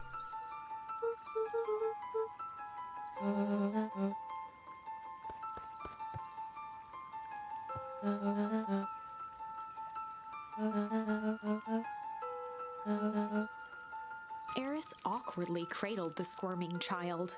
She looked to her brother, her voice shaking with uncertainty.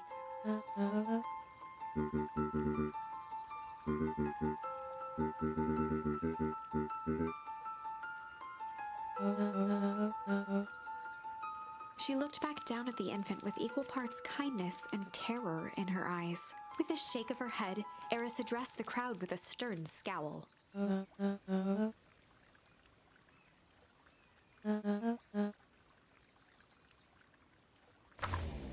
Okay, das war Epilogue. okay. Beacon Pine's coldest summer on record came and went without much fanfare. Folks shared what they had and none were left wanting. The new school year was ushered in by the falling leaves of autumn. After everything Luca, Rollo, and Beck had been through, middle school was bearable. The chill of winter didn't seem to bother people much. They kindled a hope for a better future in their hearts. When spring arrived, farmers planted their crops with a sense of joy and optimism. And as the dawn of the first day of summer came again, its light slowly spread through the shallow valley. It crept over the town square, across the river, past the neglected welcome sign, and came to rest on a young boy sleeping at dawn. His mind at peace, knowing he is here for a reason. Ja, wir sind ganz fertig. Hey, boom.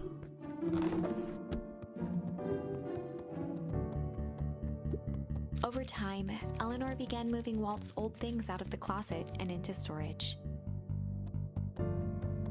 Eleanor had moved back into her bedroom, and now that she wasn't sneaking out late, she even slept there most nights. Lol. Wo ist sie denn? Oh, da ist sie. Immer noch Bombenjars.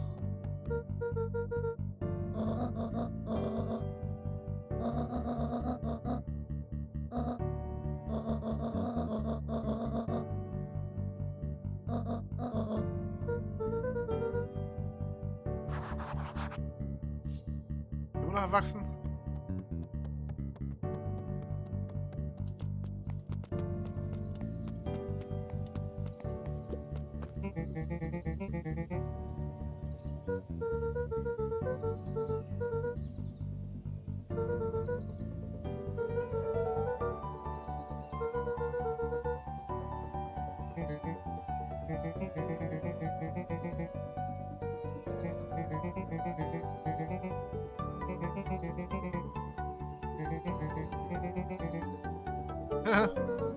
Wolfis ist gut. So,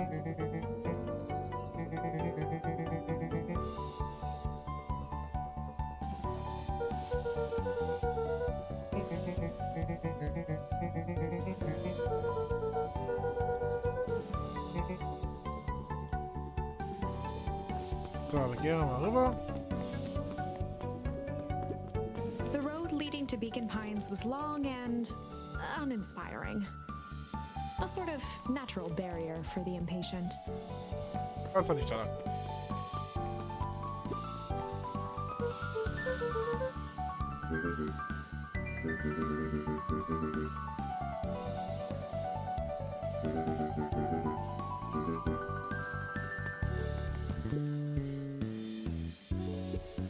When perennial harvest collapsed, most of the clipboards skipped town. But some stuck around and dedicated themselves to making things right.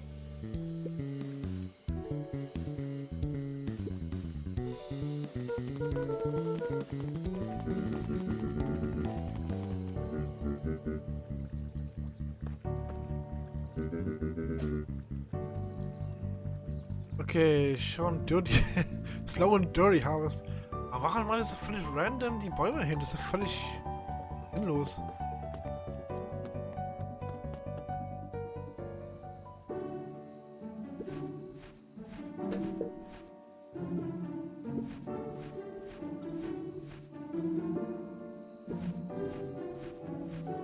Das kann dauern.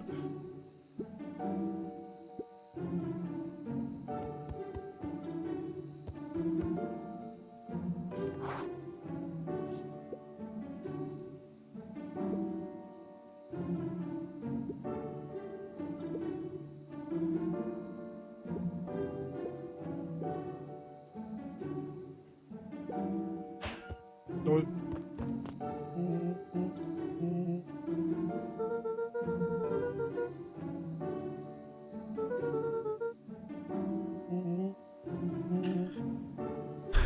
Okay, check. So, los, back. Wo ist solche Stadt? Dumm.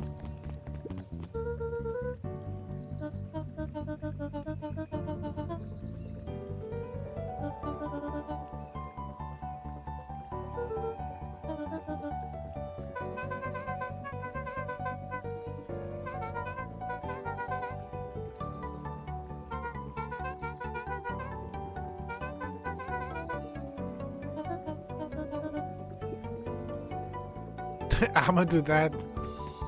So, dann gehen wir rüber. Der hier, sie hier.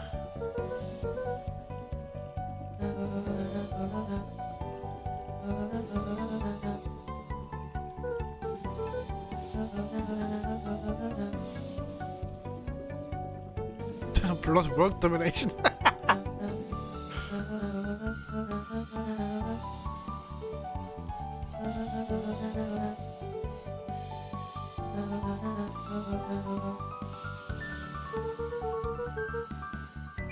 Ah, okay.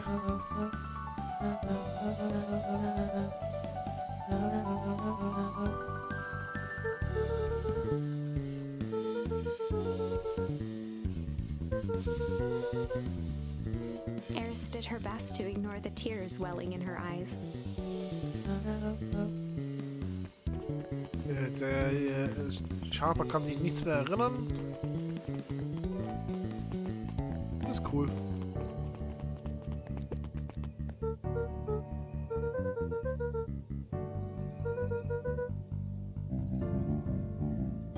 Mr. Nuncreed shook his head.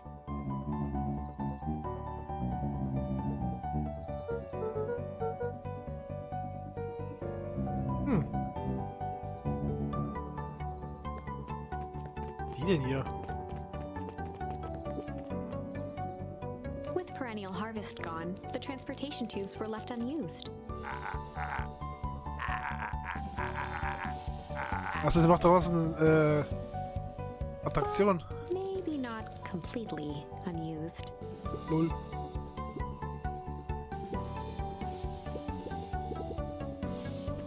Toll.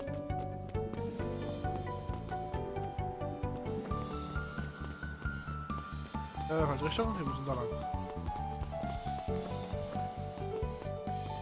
Ja, sehr.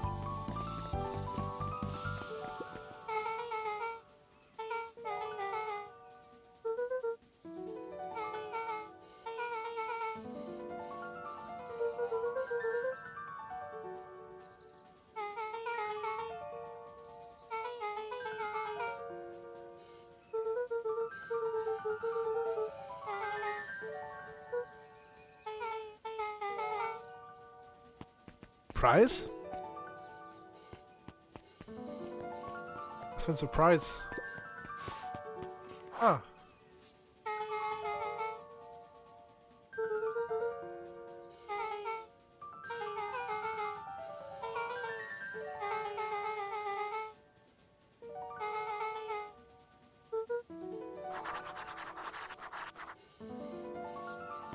So, gehen wir jetzt zu der Anlage.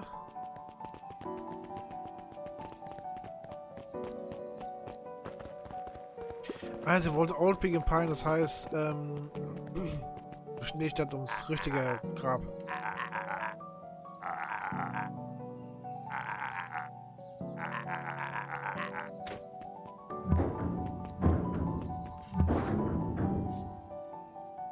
Weil das Grab, auf der anderen Seite ist ja nicht echt. I think this is it. The end I've been waiting for. Honestly, I'd begun to lose hope of ever finding it. But then you came along. I don't know exactly how to thank you. It's hard to explain how much this means to me. It's funny, now that our time together is finally ending. I'm at a loss for words. Let's just watch the end together.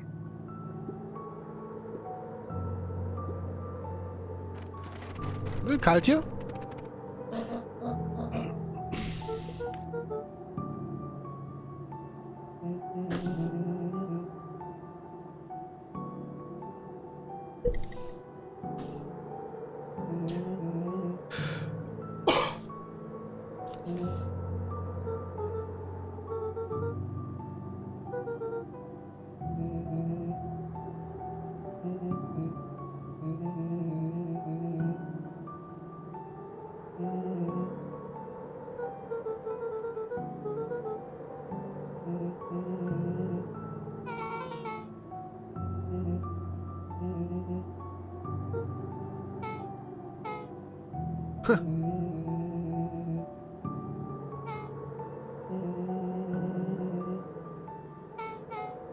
Oh Gott.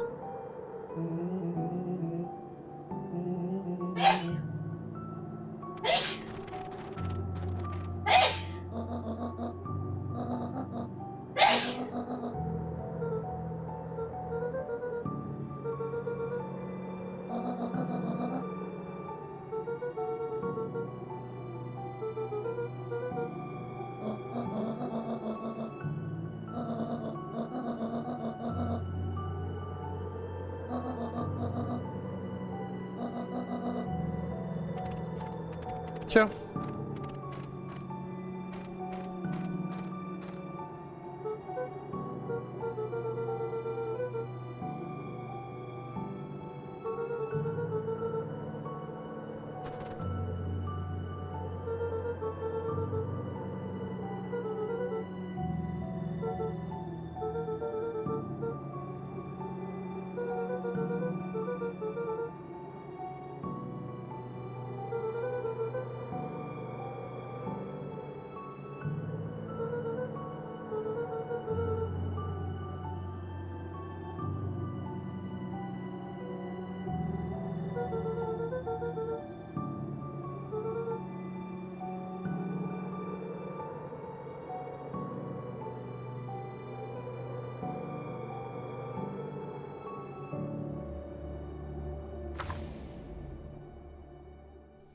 Die End.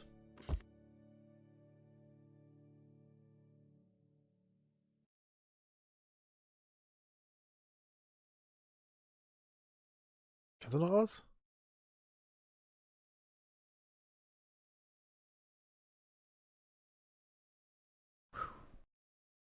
Ah.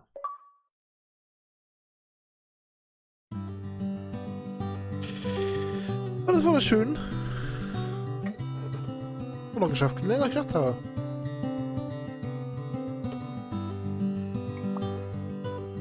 Gut. Gehe ich hier mal rüber. Ich klemme aus. So.